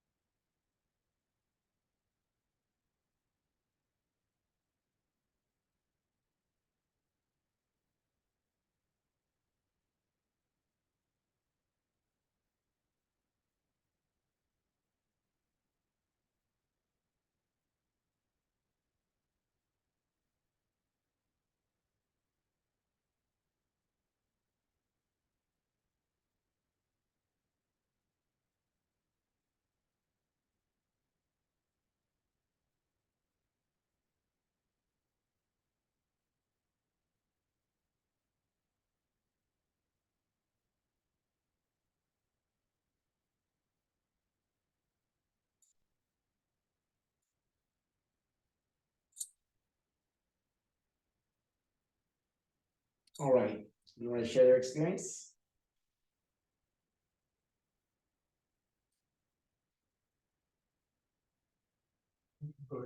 Sure, go for it. And I'm totally blank most of the time. But then again, I thought, first, I was observing that I was blind, and that itself became a thought. Yeah, that's right. Try to pull myself out of it. Other than that, there are a couple of different thoughts that are coming through. The process basically, how would the plans, be right? There are news about a cat. How we get on, and how would it feel that in cold weather? So those are the thoughts that are going on in my mind. For a wait of a second, and then I put myself back again. Okay, great, exactly. So as you can see, that's perfect. Obviously surrender is easier in this setting because there's nothing calling on you to do anything about it really, other than sit here. But yeah, exactly. Just keep pulling yourself out, and then in the real world, when you're trying this, issue is, can you resist the siren call to feel as if you're acting? That's basically what surrender is. Others? Yeah, I started off with the thought that divine, God, whatever you call it, has the intelligence, and he gave humans the intellect, body, mind, intellect, and ego, and especially the intellect, which confuses people, right? And the definition of surrender, for example. Then I thought, oops, I'm not supposed to be the body, mind, intellect, and ego, and I'm supposed to be pure Atman. Then I surrender to God. Take these thoughts and surrender to So that was what. Great. Yeah, exactly. I mean, that's the thing, right? So there's nothing wrong precisely with the intellect or the body, mind, and ego. It's just questions: are you that structure? Are you that structure? But that's and surrender says no. It's in a sense. Is there a situation where you have partial surrender? Well, I think all surrender that you're doing yourself is going to be necessarily partial, right? So the surrender that we're doing as an activity like this is of necessity going to be partial because it's a deliberate act. So there's a surrenderer who is in some sense identifying with the doer of this action of surrender. But what happens is that if one sustains a surrender over time, the attachment becomes sufficiently weak, then it is discerned ultimately that one is not the surrenderer, never was the surrenderer, and in that moment of discernment or grace, however you want to call it, that's complete surrender. So complete surrender can only happen by grace, but we do what we can to get to that point where God meets us, basically. Because my understanding say, you told me last time itself, you said, don't pay your mortgage and see what happens, things like that. I mean, you're afraid. What I said was, I'm sure I would have said exactly that. I would have said, surrender, and then if your mortgage is paid or unpaid, let it be what it is. I understand. Right. So the idea is don't consciously plan for it. That's what you were talking about. Right? Well, I would even quibble with that, right? Because it's not exactly that you consciously plan or do not plan.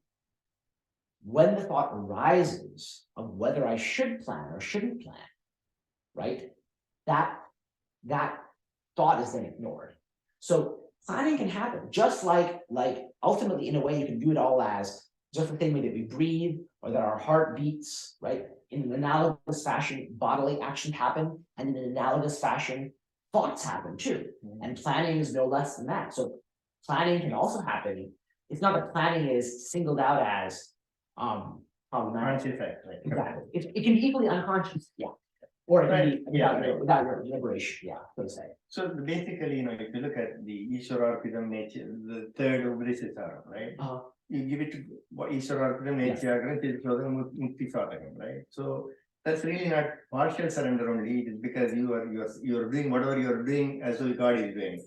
But that is equivalent to Bhagavad Gita's, you are not a doer, karma yoga type thing. Sure, right? sure. But Bhagavan also said that, you can surrender, and when you surrender, you don't have your own desire. That's it.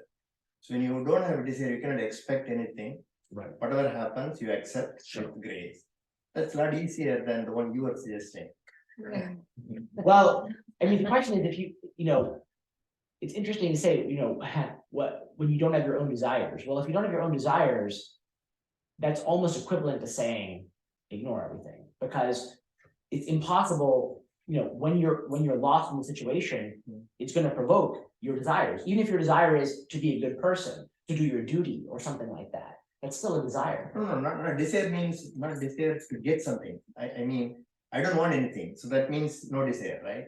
I don't expect desire. You don't want nothing. It's a desire. Yeah. I just mean really that that when you're lost in a situation, right? Like whatever it is, how do I put this? You're going to have some tendencies. If you are lost in the situation, those tendencies will be activated, and more importantly, they'll be identified with. Those become your desires. Whatever it is you do in that situation are actually your desires, right? So the issue is, it's not the desires themselves the problem, per se, because one cannot have, it's like this, all this paradoxical language is used, no desires. Well, if you are a bodily entity on this earth, if that's what you are, desire is inevitable, because the body and mind have tendencies. They go this way rather than that way. That's actuated by desire structures, definitely. So issue is not when Maharishi or anybody says no desire, the only thing they can really be meaning is you have to recognize that you're not that structure. That's the only exit, and so the desire has to be not no desire, but rather one pointed desire for liberation, you could say, and that will exit you out. But otherwise it's not possible, because again, just like Maharishi said, right, sitting like a stone, in a cave, that's also a vasana, that's also a desire. It's not desirelessness, that's desire. Desire sitting in a cave for 12 years. So, if we say Maharishi is that person, which he himself would deny, right? He's not really just that person, then we would have to attribute certain desires to him. He had a desire to live in that place. He had a desire to have a certain kind of lifestyle, not another kind of lifestyle. So he had his own tendencies, basically, if indeed we are saying he is this human being, Yeah. Oh yeah, I want to ask one question. Anytime a verbal thought comes, to some extent, I do get lost in it. I mean, to some partially, attention is coming out of surrender, and part of it goes to the thought. So is it even possible that thought can happen when I'm doing surrender properly? And is it possible? That's a good question. So I wouldn't worry about that too much. I would just try to get out of it as quickly as you possibly can. Yes, that's what I'm doing. Yes. But the thing is, when I quickly try to come out of it, the thought disappears. That's the funny thing. Okay, that's fine. So just keep doing that. I wouldn't worry about it. But yeah, it's an interesting philosophical question whether it is possible. Anyway, it doesn't matter. Just keep surrendering. That's the important thing. Because it's thanks. Lack of stickiness, you might say, that matters. Yes. Okay. Who else wants to share their experience? Anyone else?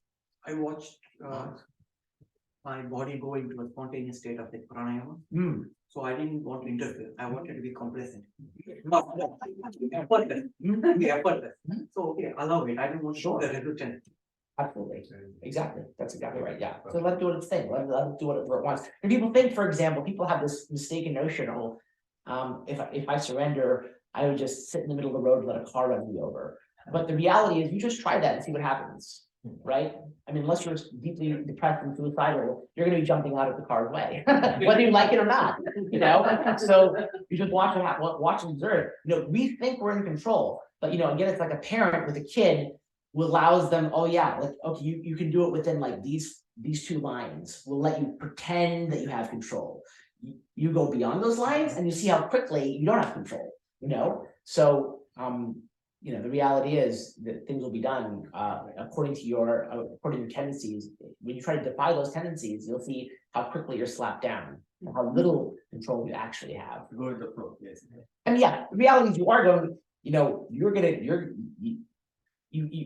it's like there are certain laws governing things, and you're either gonna just acknowledge that it's the case, or you're gonna pretend like you're in control. It's somewhere in the scriptures, it says something like, if a river could talk, it would say, I chose to turn left.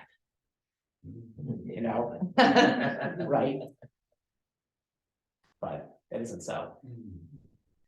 So, based on these practices, right? I mean, a tiny bit of 10-minute practices, right? It's very, very sparse. We'll do a bunch more over the next week.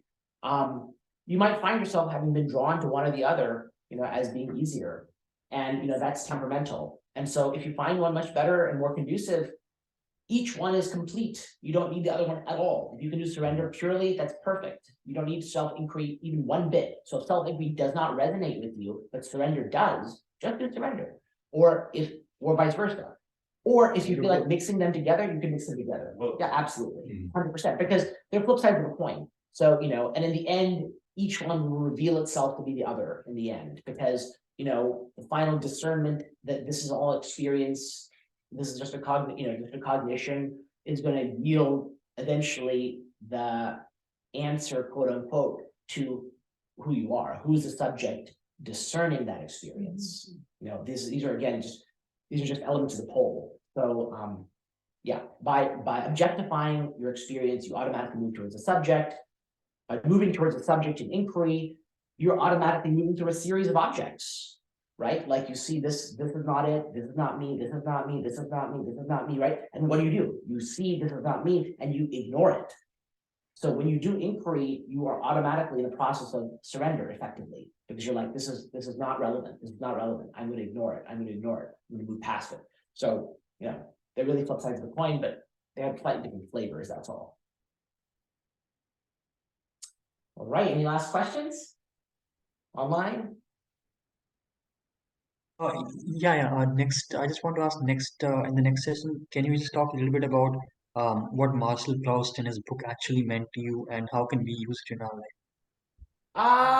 So I think that's a topic for honestly a different series. It's a great question because I love Proust, but honestly, I'm not sure it entirely fits with this set of discussion. I would love to think about bringing him up in something else though. But thank you for suggesting it for sure. Yes. Yeah. Okay. All right. Well, thank you all for attending, and I guess we'll see you tomorrow at 10 a.m. Is that right? 10 a.m. Pacific Standard Time, 10 a.m. tomorrow. 10 a.m. Yeah, please. Pacific time. Yeah. Okay. Right. And come to our house, all of you, please. Take care. Bye. Thank you, Akilesh. Thank you. Experience silence, really come out of it. Thank you, Akilesh. You're very welcome. Yeah. See you tomorrow.